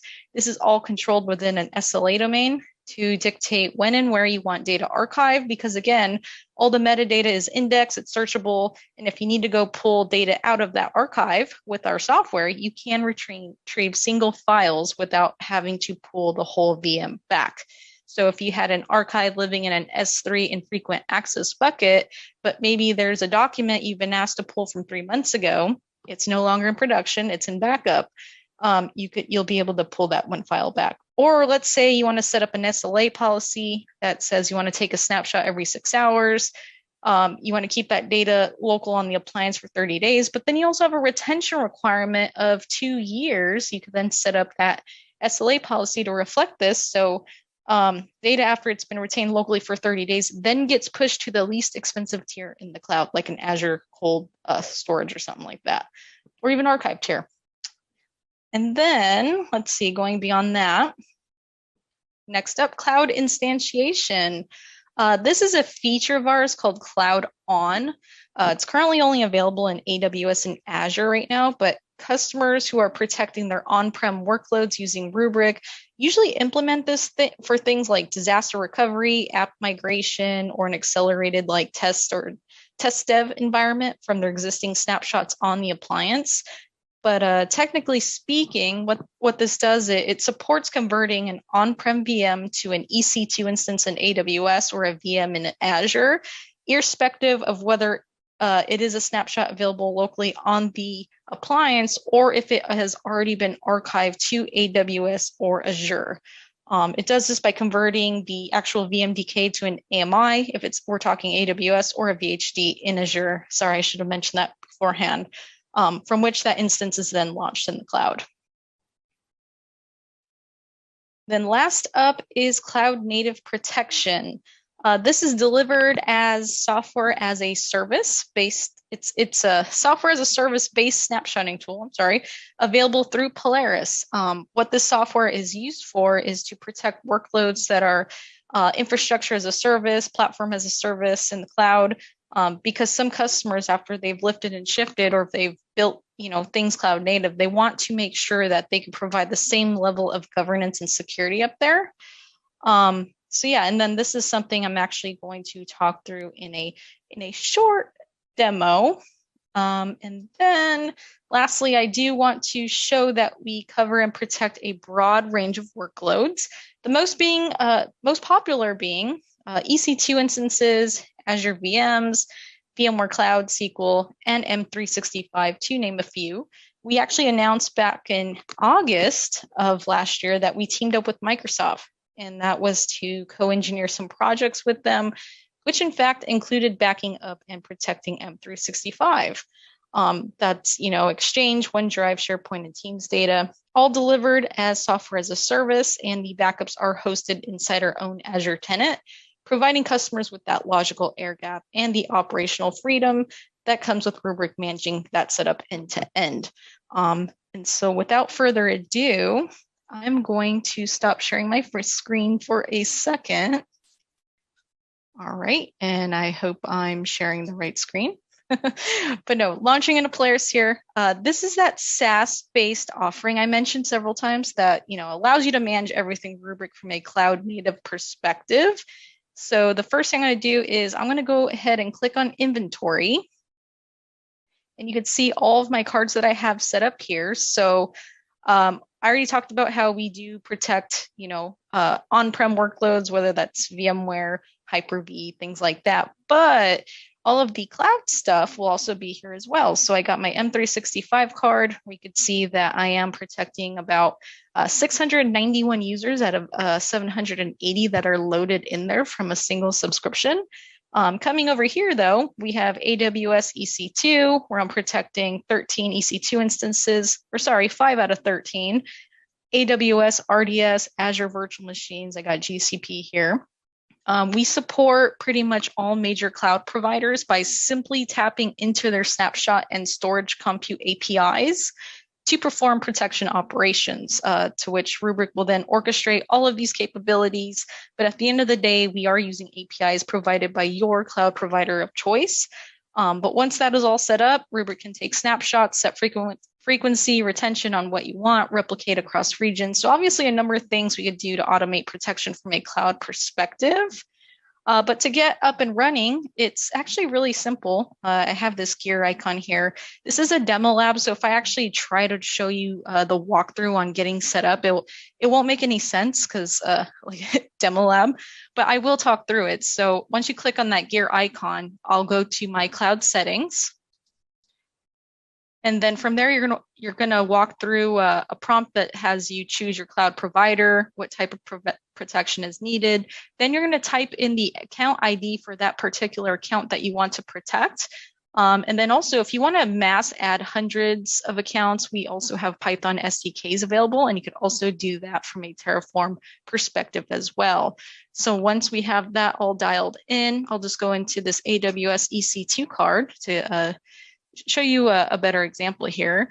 So yeah, once all your workloads are loaded in here, you can see I have a bunch of different EC2 instances. I could then go ahead and select, maybe all of them, maybe just a few. I'll just select these first three, and this is how we start protecting them. So I'll go ahead and go to manage protection. Right out of the box, I do have a couple of SLA domains to choose from. Most of the time, you're going to be creating your own, though. So I'll go ahead and click create SLA domain. You do want to name it something easy to identify. I'll go down here. I'll say, okay, this is an EC2/EBS instance. I'll click next.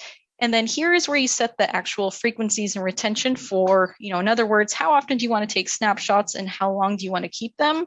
So we're pretty flexible here at Rubric. We could say, hey, take a snapshot every 6 hours. I want to keep that for 7 days. I also need one every day, but I want to keep my dailies for 30 days. So now I'll go to the second side of this SLA policy where we have archiving. And really exciting, soon you'll have this ability to archive if you want those snapshots, sent off or pruned over to an archive location like S3 for cheaper storage. So I'll go ahead and turn that on. I'll select an archival location. Sorry, demo lab, I don't really have much to go off from here, but I think you guys get the point. I could also enable instant archive, although this is not available right now for EC2 EBS object types just yet. Essentially, that would just create a second copy every time it took a snapshot. But down here, this is where you can decide, okay, archive snapshots after 30 days on the managing location. So this is where you define how long you want to retain those snapshots at the archive location. Best practice usually is 30 days. Or I could adjust it using the slider. Maybe I only want it for, 13 days. I'll click next. And then here is where we have replication. You can replicate snapshots in the same account or to another region you could replicate snapshots in the same account to another region or cross account and maintain different retention for those copies. I'll just go ahead and turn that on because this is actually best practice to defend against ransomware. Otherwise, the backup data will stay just within your cloud account. So once you choose that region here, you define, it is going to start immediately, and then you define how long you want that replication target to retain those snapshots. Just use the slider. You can also fine tune it using your arrow keys. Forgot to mention that. And then once you click next, I guess I have to choose something here. Let's just do that. Once I choose next, you just go ahead and you have the option to put a description here. You just review it and then you hit create. So once you've created an SLA domain, for instance, let me just exit out of there. These three will take on that SLA domain that I just created. So it's simple as that, getting set up there. And then we could also assign it at the account level. If you use tag rules, which most customers do, maybe an instance is tag backup yes. Then you can make Polaris aware of that via these tag rules. So moving forward, anytime an instance was created with that tag on it within AWS, that SLA that you created protecting instances with that tag will automatically inherit anything tagged under backup yes. And we have all our tag rules listed here. But beyond that, I think I only have about a minute left. I did want to run into M365 real quick, where I'm protecting 691 users. Just so you can see how simple the UI looks here. It's very clean.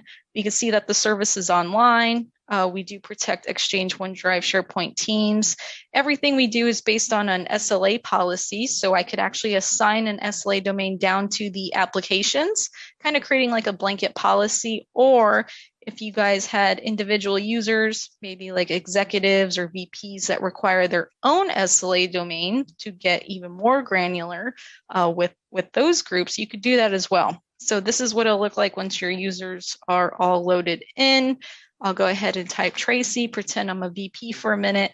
I have the bronze SLA domain assigned to me. However, if I click my name, manage protection, you're already used to this. You saw me do this over in my EC2 card, but same thing. I got these SLA domains straight out of the box that I could use, the defaults, or I could go ahead and create my own where I define, once again, how often I want to take snapshots and how long I want to keep them.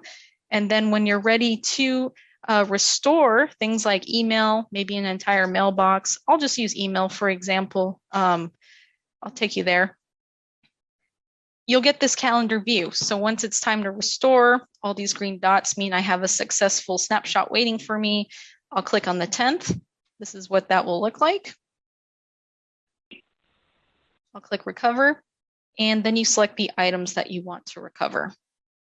So once that's loaded, you can see if I select this would be my entire mailbox. I click next. So I can restore that back to the original user, or I can restore it to another user. So maybe, I don't know, someone in the legal department really needs my mailbox. Who knows? I could absolutely send that entire mailbox to another user. And I know we are running out of time, so I'm going to stop here. Should you guys ever need an in-depth demo, feel free to contact me. I'll be more than happy to set that up with you. But for now, this is the sizzle demo, I like to call it. And yeah, thanks for having me, guys. Well, thank you for being here, Tracy. That was an awesome presentation, and I'm so excited that you can stick around for some questions and answers. We've already got lots of great stuff rolling in, so let's jump in. Tracy, are you ready to get going? I am. Fire away. All right, sounds good, Tracy. Let's do this. Okay, I'm just checking here. We've got a lot of great questions, but I'm going to start with this one. Tracy, you mentioned immutability. Can you tell us a little bit more about how Rubric connects immutability to ransomware protection? Sure. Yeah, I could speak to that as it relates to how we protect our cloud workloads. It's obviously a bit differently than how we protect on-prem, because we would be using the hyper-converged appliance for that. However, so yeah, it really depends on what your definition also is of immutability, right? So whether that means restricting the edit action or the delete action, or even both for snapshots that are being taken. But for cloud workloads, we're protecting with Rubric. And why we say we're immutable there is because we restrict the edit action, meaning the snapshots taken cannot be edited or modified in any way. The snapshot we take is a native cloud object, so a bad actor can't just open it up, do a save as, and encrypt it, as with editing. However, to be completely transparent, should a bad actor access your AWS account or Azure account, a delete action would be possible. So in that sense, we do encourage our customers to enable things like MFA, role-based access controls, POTP, and whatever else is available through AWS or Azure to really strengthen that aspect of security in order, in other words, to really restrict that delete command. So as of today, would not be possible natively with Rubric. So the angle that we're taking here is really with ransomware and the encryption piece, which we could solve for. And to be quite frank, ransomware criminals don't really gain anything from deleting anything anyway, so we don't really see that as a necessity. Great info in there. Thank you so much, Tracy, for elaborating on that. Another awesome question here. They're wondering if they need an on-prem appliance, or is this all a SaaS solution? You actually do not. So Polaris is all delivered as software as a service, like you just saw in my demo. But the only time you would ever need an appliance, just get that out of the way, is when we're protecting workloads on-prem, like VMware virtual machines, physical Windows or Linux boxes, things like that, because then that is where we implement radar and sonar on existing on-prem snapshots. However, for the portion that we presented today, our cloud native protection, everything we're backing up in the cloud, it's definitely not a requirement. We would just be supplying the Polaris entitlements to the customer, and then they would just follow our instructions for getting their registration, account, and secure connection set up in that portal. And then, you know, just connecting into their AWS or Azure or GCP tenant, and that's it. You're on the go from there.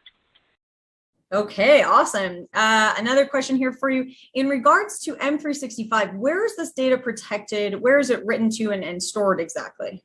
Because the data being written when it comes to the EC2 instances or Azure VMs or GCP, that stays within the account. But if we're talking M365, that data is actually being backed up over into what we call our Rubric hosted tenant. So what that means is that every customer will have their own dedicated resource group, Azure Key Vault, where we will maintain the keys for encryption.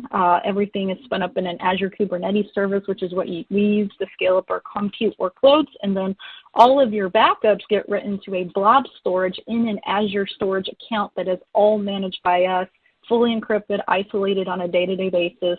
And we call that a logical air gap because by design, our customers would not have access to the storage because it's all owned and managed by Rubric and we hold all the keys. So that's just one less thing to worry about from a security perspective. Absolutely. Okay. Tracy, we have someone wondering here about the recovery options for cloud native. Can you elaborate on that a bit? Oh, yeah. And I totally shortchanged my demo on that. I really apologize. But no, so the options are pretty nice. There you'll get file level recovery, so you could download individual files, a group of files or folders from a snapshot. You can restore existing EC2 instances or Azure VMs over the original instance from a clean point-in-time snapshot. Let's say should the original be corrupted or dead in the water. And then lastly, you can also use export, which is essentially that will just create a brand new instance from a point-in-time snapshot, and you can launch that in a region of your choice from your account without it having to be the same region it once lived in. So those are the options there. Well, another great answer. Thank you so much, Tracy. I wish we could keep going with this conversation, but we are running a bit short on time, so we'll have to wrap it there. Before we let you head out, however, can you let us know, Tracy, for anyone in the audience who has just fallen head over heels in love with Rubric and is ready to jump in, what is their first step? How do you recommend they get started? Yeah, get in touch with your value-added resellers. You could reach out to me directly, and I could guide you to the right place, tracy.ator@rubric.com. I'm more than happy to give an in-depth demo because what you saw was just a sizzle. Yeah, reach out to me anytime or your VAR. Happy to help. All right, so lots of awesome ways to get started here, places to get more information. Thank you so much, Tracy, for that, and for, again, the wonderful presentation and sizzle reel. Just been a lot of fun chatting with you today. Yeah, thank you. Always a pleasure. Appreciate it. Okay, and I have put up that poll question again. Please do take a moment. Let us know what additional information you would like to get from Rubric. And if you are looking for more information right away, click into that handouts tab, follow the Rubric link, and explore more at rubric.com. You can book your demo right there. We all know the best way to get to know a solution is to actually play around and explore it yourself. So highly recommend checking out that demo. Okay, and while you're taking some time to fill out the poll, you guessed it, it is time for another prize drawing. So we have another $500 Amazon gift card to give away to someone awesome in the audience today. 2 last reminders. All winners must be in attendance at the live webinar, and we will be in touch about claiming your prize after we wrap today. Okay, so lucky winner number 2 of a $500 Amazon gift card is Stuart Gross of California. Stuart Gross of California, you are a winner. Congratulations to Stuart, and don't forget, there's still one more chance to win a prize after our last session today, plus that best question gift card from each session. So keep those questions coming. Okay, guys. Well, I have to say, this always seems to come sooner than I think. We have come to our final presentation in today's EcoCast, and boy, do we have a grand finale for you all. I am so excited to introduce our next two presenters, Joe Vidal, Master Technologist, Office of North America CTO at HPE, and John Hampton, Senior Director, Worldwide Customer Field Support at AMD. Joe and John, I know you have a pretty cool presentation lined up for us, so let's jump right in. Thanks for that great introduction. I'm glad to be here with John. Joe Vidal. I've been with HPE, as you heard, for a long, long time, 31 years, between the channel and the entire company, in all our various names. In fact, we're going to talk about some of that history in a second, but really glad to be here to talk about securing data across the life cycle of your systems. And talking about that history, John, you and I have been here with our collective companies, AMD and HP, or HPE, since the split of HPI and HPE back in 2015. The history really began before 2004, because obviously back in those days, we were even Compaq and HP, and we had AMD in our laptops and our desktops, right? But when we came together in 2004, as the history shows on this slide, it was really the first time that we brought a server, we're going to call it commercial enterprise ready server class 64 and 32-bit chip to the enterprise server space, right? And that was really exciting. So talk us through this just a little, John, and I'll add in some here too. But going back to 2004, when we came out with that first server, what did that feel like from an AMD perspective when we brought that out together and kind of wowed everyone and certainly leapfrogged Intel at that same time? Yeah, it's such a fun topic, Joe. We could talk about this stuff all day. It's because this is what we're passionate about. Both of our companies and our partnership are really founded on innovation.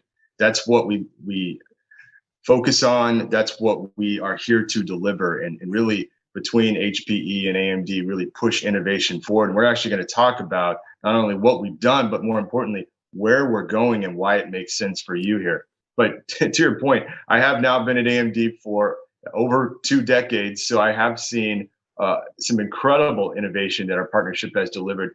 And you got to start with 2004, like you said, when we really delivered that first wave of servers. And what an incredible feeling that was, because we knew at that time that that was the clear direction that the whole industry was going, how important it was, and to do something like that together, to be able to deliver that type of important innovation, it is so meaningful, right? And again, all of this has to translate to what you all need. And so that's really what we thrive on, is how do we improve each generation? And for me, I'm just proud to be a part of a company that's founded on innovation. Our heritage is really continuing to push forward technology. And so some incredible things that AMD's been able to bring to the industry.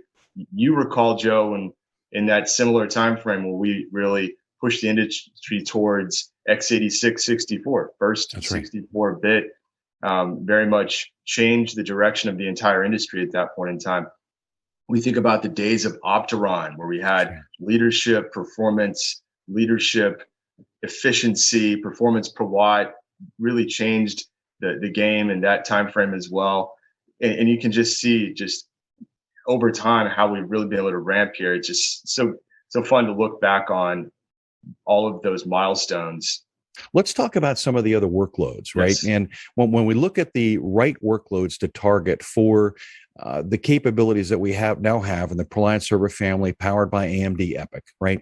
We've already talked a little bit about AI and machine learning, and that's kind of the sexiness, right? When in 2022, when I look at the new application targets and the areas where people are wanting to push some of their IT funding, it's around leveraging AI for better business insights. However, there's the basic stuff that we're blocking and tackling that we're still doing because of COVID, right? Which is virtualization and VDI. So, John, I know you had a few things you wanted to share there. Go ahead. Well, this is what it's really all about. This is why it's important. Our innovation is fantastic, but what does it mean to you all? Well, it's about your workloads. And so both AMD and through our partnership with HPE, we've really taken big steps towards technology that's optimized for your workloads. And so to your point, Joe, we listen every day to what our biggest customers' needs are. Where do we really need to improve? Where do we need to put more focus? And so that's really what this portfolio is now. It's grown, but more importantly, it's a big step towards your applications, your workloads, and optimizations have already taken place right out of the box for those workloads. So you mentioned virtualization. Of course, that's seen a ton of growth over the pandemic. I don't need to tell you all that, but we've actually become more and more dependent on the data center. Absolutely. During the pandemic. We think about the live video conferences like this. Well, that needs back-end infrastructure. We think about all the remote workforce, remote education, et cetera, et cetera. So it's well, and really the best way to lock those things down in a remote workforce is using VDI, right? And the beginning of COVID, a year and a half ago, and almost 2 years ago now, forced a lot of people to VDI infrastructure, and they weren't ready for it. They didn't know how to do it, right? But we quickly enabled them to do that. And what does VDI need? VDI needs more compute and more memory. Doesn't necessarily need more storage, because there's a lot of the same application blocks are being utilized by every one of the VDI users, right? But you need more storage, you need more memory, and you need more processor space. And that's certainly one of the things that AMD enables us to do. And that kind of takes me to database, right? Database, again, more memory,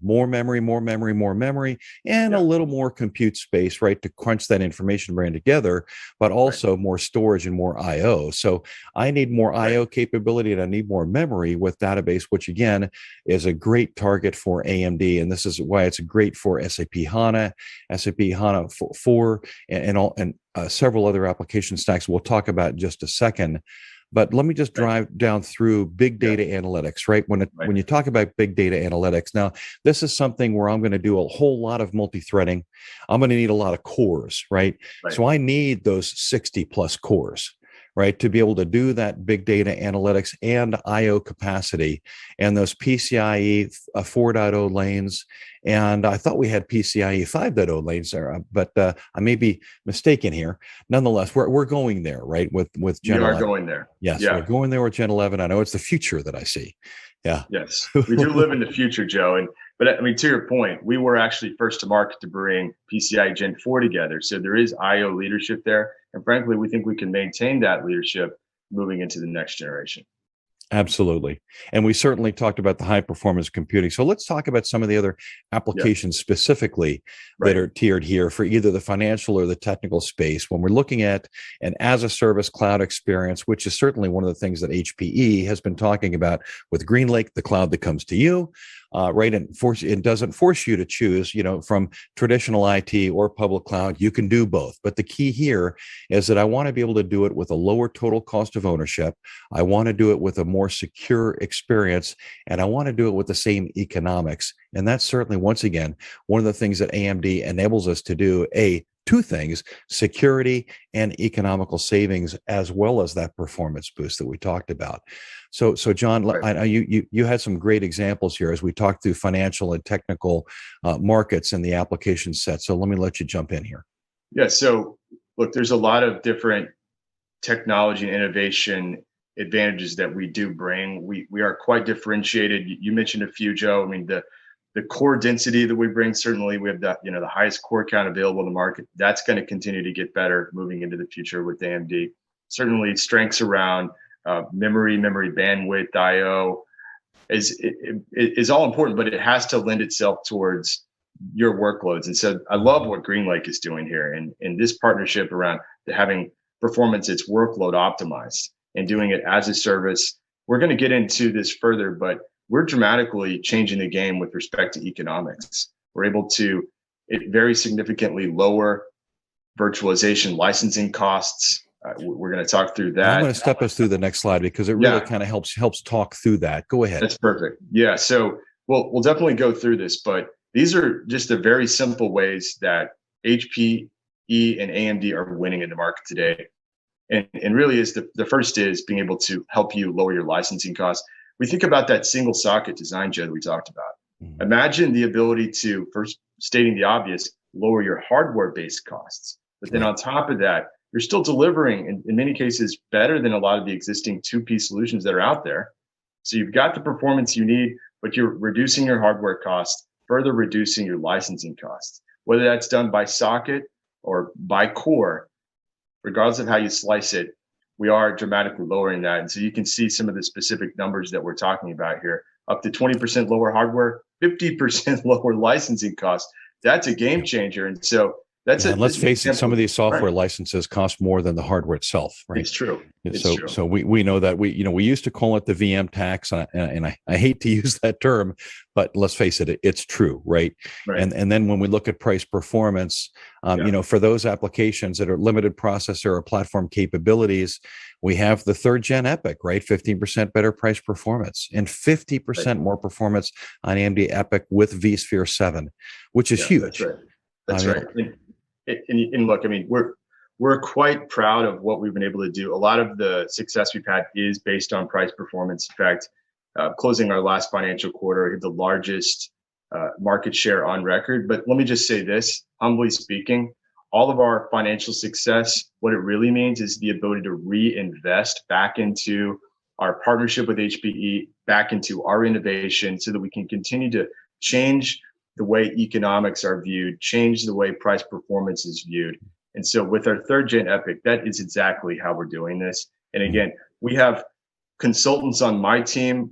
Certainly you get the pre-sales organization at HPE that can help consult you on the right solution for you. We can help you with modeling. We have a virtualization TCO tool that we can use to really just make sure that based on your workloads, what you care about, what your budget looks like, that we find the right solution. And Joe, I'm quite confident that we can deliver that industry-leading price performance. Absolutely. And, we have several reference architectures that help guide you to the right solution and making that decision easy. And speaking of easy in decisions, the other biggest thing, the top thing that's on the top of minds of every CIO and certainly every CISO out there is our 3rd bullet point here, which is security, right? And when it comes to security, financial loss is not something you want to deal with. You don't want to be that next top line name on the first page of the newspaper or magazine or the internet, right? So when it comes to enhanced security, and this is really one where AMD has absolutely hands down been leading the foray here and helping HPE. We're going to say lock down our portfolio, right? We came out with that silicon root of trust back about 3.5 years ago with Gen 10, and it's further made, I'm going to say solid or locked down or secure. And we're going to talk through the multiple layers of the application stack up into the workload here is really enabled by AMD's additional capabilities in the security space, right? We created a digital fingerprint with silicon root of trust that guarantees that you can't hack the firmware itself, right? And it's not just the baseboard firmware, but all the firmware. We'll talk about that in just a second. When we look at some of the issues that our CIOs and our CFOs, because the chief financial officer is the risk manager, right? He's the one, or she is the one worried about how much is it going to cost the company if we get hacked or if our data gets copied, if our customers' information is made public. It's almost immeasurable in some cases. And when you look at some of the names that are on here, from SolarWinds to Supermicro to you name it, right? These are companies that were hacked, unfortunately, and they were hacked using either cryptojacking or mosaic regressor or trick boot, or, well, let's just talk about some of the most recent ones, which is DrovaRub and FinSpy. Now, DrovaRub sounds kind of funny, but it's actually a Russian term. A DrovaRub is the number 1 or number 2 most popular hacking package that's available for download on the dark web for free.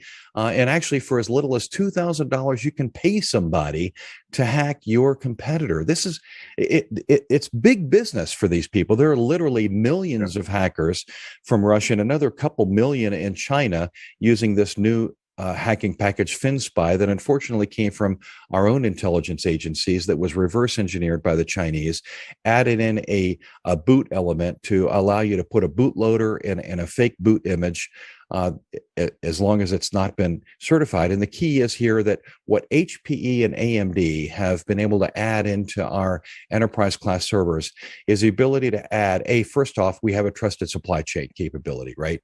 Which means that where our systems are manufactured, everybody there has had a background check. The entire process is secured and overseen and certified.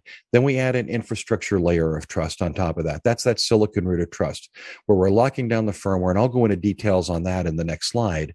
But then we add an OS trust, so a certified operating system that has now been stamped and has a secured, we're going to call it an encrypted fingerprint that ensures that that boot image can't be faked, right, or falsified. Then we have a platform layer of trust and a workload layer of trust that actually comes from AMD. And we'll see that here on the next slide. But the bottom line is that each of these layers is predicated upon the security of the layer below them. If you have any one layer that doesn't have 100% security, then that's the weakest link in the chain and the whole thing falls apart, right? So, and this is why when we look at some of the other platforms out there that aren't secured the way the HPE systems are, with our silicon root of trust securing everything in the system and every piece of hardware, not just the UEFI BIOS, but all of the option ROMs as well, right? So when we look at everything we're doing here, and then the secured memory encryption, John, let me let you jump in back here. So we have, you guys have the AMD secure processor. We've got the AMD, the silicon root of trust that's below that, checking the processor, checking the BIOS, checking that every few seconds. We're checking the OS image every 24 hours. We're not going to accidentally boot an illegal OS, right? We're not going to accidentally boot an illegal firmware. We can't do that physically, right? We're going to catch that. But what is it that AMD is adding on top of that in the secure encrypted virtualization layer and the memory encryption layer? Yeah, Joe, it's so important that we nail the foundation here. That's the silicon root of trust that we're talking about. A house is only as strong as its foundation. Right. So true. And so HP and AMD truly are leading the industry in security. And this is how we've done it. They're showing you the specifics of how we've partnered together. HPE, obviously, you have your ILO, we have our secure processor, and bringing those two together forms industry-leading silicon root of trust. The AMD secure processor is actually a separate coprocessor that we've engineered and integrated into each of our EPYC CPUs, all into one single chip design. That's actually fundamentally very different than our competition. And so it's important to understand that. And you can see that how we moved through the authentication process as you're going through a boot process to ensure all those checkpoints are in place. And so this is so important. Joe, you talked about all of those threats that are out there. We polled our customers. They said security is either number one or number two, top priority for their next data center refresh. But then when we asked them, are you confident in what you have deployed today to protect yourselves? Most of them said they weren't. That's why we're here talking with you all today. And it's so real. I mean, just to touch on this for just a moment, if I may, Joe. Absolutely. It's actually really become an emotional topic for so many of us, right? No one likes to be vulnerable. Nope. No one likes to be taken advantage of. Our customers have worked hard to establish their businesses, their brands. Many of you here listening have personally invested your careers, your livelihood. No one should be able to take that away. We need to protect our customers. That's why we've gone to extra links here with multiple layers of silicon root of trust here. As you can see, Joe, we've called out some of the predominant threats that are out there. And it's important to note that HP and AMD, because of the differences in how we've designed an AMD secure processor and partnered with HPE, we're simply not susceptible to them. That's right. And you know what, the secured and encrypted execution space, the secured and encrypted memory space, right? The secured and encrypted bus and communication capability is something that's certainly leading the industry. I know Intel's trying to play catch up here, but AMD's led this charge, and you guys actually released this capability within the EPYC processor. How long has it been? 2 years ago now? Yeah, we've actually iterated on this in each generation. Our third gen EPYC is actually now moved to a more advanced secure encrypted virtualization with secure nested paging, which gives you another layer of protection at the hypervisor level.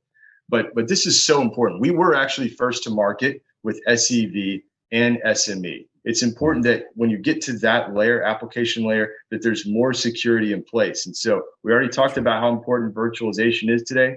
You have to make sure you have encryption in place to protect yourselves in that environment. That's right. And That's right. And thank you, John. And when you look at, first off, the biggest one that was probably the most visible was the Meltdown variant, right? And Meltdown variant 3 and the previous Meltdown variants that actually access the shared cache space of the processor. So in virtualization, you have multiple VMs, but they're sharing a shared cache. Right now, we have a secured cache layer and a security layer that either allows or disallows the various virtual machines to have access to that area of cache or area of memory.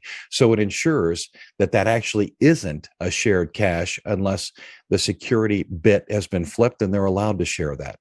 And that's huge, right? And that's now done at the processor level from, as John, as you mentioned, from your actual separate security coprocessor that sits on, are you calling it on the processor option package? It's not necessarily on die, right? Correct. And what's important to understand is when we turn on that AMD secure processor, it's before we ever even boot up the traditional x86 CPU. So you could put those checkpoints in place at the UEFI BIOS working with the ILO before you ever start that boot sequence to ensure everything looks good, no threats are present, et cetera. So it's an important distinction. Yeah, and the key is because some of these security variants here, not Fowler and Rambly, but some of the other ones that I talked about earlier, like FinSpy, and like GroverRub, attempt to overwrite and pre-write at the kernel level 0 at the execution before the OS boots, the capability of overwriting and rewriting the prioritization and the security permissions level. And so your secure processor capability, basically precludes that and ensures that that does not happen because it kicks in first. Yeah, and I think, Joe, there's so many important conversations that we need to have here. It's our job to bring forward protections and again, innovation in the realm of security. Secure memory encryption is another one I would mention at that physical layer. So many of you are using a colo or you're a third party for your data center. Right. Frankly, over the pandemic, there's a lot of stories of people getting physical access to the data center. So having memory encryption really prevents being able to get important data or IP off of the memory. But just taking this one step further, Joe, I think that one of the call to action here is let's work together on this. We have to stay ahead of these threats that are out there. And I might just start by saying it's so important that you have confidence in your hardware-based security, your root of trust that we just talked about. HP and AMD are leading the way. We can help consult you on so many other things you need to be thinking about with respect to security, a zero trust framework, end-to-end encryption we touched on. Absolutely. Doing security assessments, forensic audits, doing end-user training, testing, perhaps even using AI and ML. We could talk all day about this, but we need to be having those conversations. This webinar here is really a plea to you all to bring in your partners so that we can work this together. And, coming back to that call to action, again, we're going to bring forward industry leading security, but we're also going to layer in, as we said, performance leadership and economics that are truly changing the game, bringing it back to that story of innovation, Joe. That's right. We're not satisfied yet. We have plans we're working on to further advance in these three areas. That's right. And saving people money is kind of table stakes, right? But security is top of mind. It's number one for all CEOs and all CIOs and certainly all CISOs, right? Because security is everything for them. But security is number one. Performance then to be able to keep up with the competition, stay ahead of the competition, right? And bring insights and better insights to the business to make you more competitive and make you more profitable. And then that drives the economics. So I know we covered a lot here, John, and I want to thank everybody out there for playing along with us at home. On behalf of Hewlett Packard Enterprise and on behalf of AMD, I want to say thank you very much for spending the time with us today. Thanks, everyone. Oh, man. Well, thank you back to John and to Joe for joining us today. What an awesome discussion. I don't know about you guys, but I felt like I was just sitting in on a round table discussion, listening avidly to everything they were saying. And I saw we also got a couple of high fives from the audience. So I think you guys were enjoying it just as much as I was.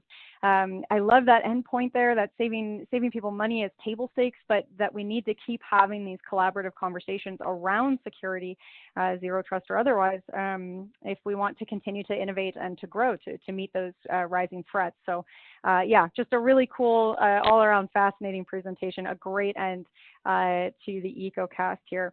As I said, I do see that we have a lot of questions coming in. Unfortunately, we are a bit short on time today, so we are going to wrap it up there. But don't worry, if your question didn't get asked out today, HPE and AMD teams will be following up with you after the event. So look out for that. You will hear back from them. I have also put up that poll question for you all. We would love to get your feedback on any additional resources that you would like to explore from HPE and AMD. So please make sure to check out that poll, share your thoughts with us. It is so important. I do also want to remind you about that handouts tab in your audience console. There's a link there for a fascinating global study on how to close IT security gaps. Just super interesting, 100% worth the read. Go check that out now. Okay, so big thank you to everyone who's already answered the poll question. While you're doing that, I am going to get into our very last prize drawing for the day. I'm going to remind you one more time that all winners must be in live attendance during the webinar, and we will be getting in touch with all 3 of our winners after the webinar today. So our final winner of a $500 Amazon gift card is Jason Latham of Washington. Jason Latham of Washington, you are a winner today. So I'm just going to recap that for anyone who missed it. John Opager from Illinois, Stuart Gross from California, and Jason Latham from Washington. If you were here in the live webinar today, you have just won a $500 Amazon gift card, and we will get in touch with you after the event, as well as, don't forget about those best question, the $50 best question prize. Okay, folks, I am going to zip right along. Thanks again to anyone who filled out that poll. And I do want to remind you that if you are on the EcoCast today and you would like to chat with us about presenting on a future EcoCast or MegaCast event, we would absolutely love to hear from you. So reach out via email at connect@actualtechmedia.com. Okay, and with that, on behalf of the Actual Tech Media team, I want to thank all of our speakers from Palo Alto Network, Keeper Security, Rubric, Hewlett-Packard Enterprise, and AMD for making this EcoCast possible. I hope that you have all gotten some interesting insight into Zero Trust security and how it might work for your organization. I know that I've learned a ton, and I have loved chatting with all our fascinating speakers and, hey, with all of you here today. So a special thank you to everyone who attended and asked some awesome questions.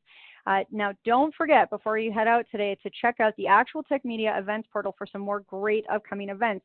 Speaking of which, I want to let you know that we actually have 2 EcoCasts this week. So we had the one today, and we have another one on Thursday. 2 EcoCasts, 1 week, best week ever, right?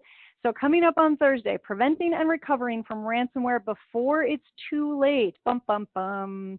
Preventing and recovering from ransomware before it's too late is the EcoCast on Thursday, June 9th at 12 p.m. Eastern and 9 a.m. Pacific. You do not want to miss that one, folks. So register, head on over to that Actual Tech Media events calendar now and get signed up. All right, well, I hope to see you all on Thursday or at an event again soon. And until then, you all have an excellent and beautiful rest of your day.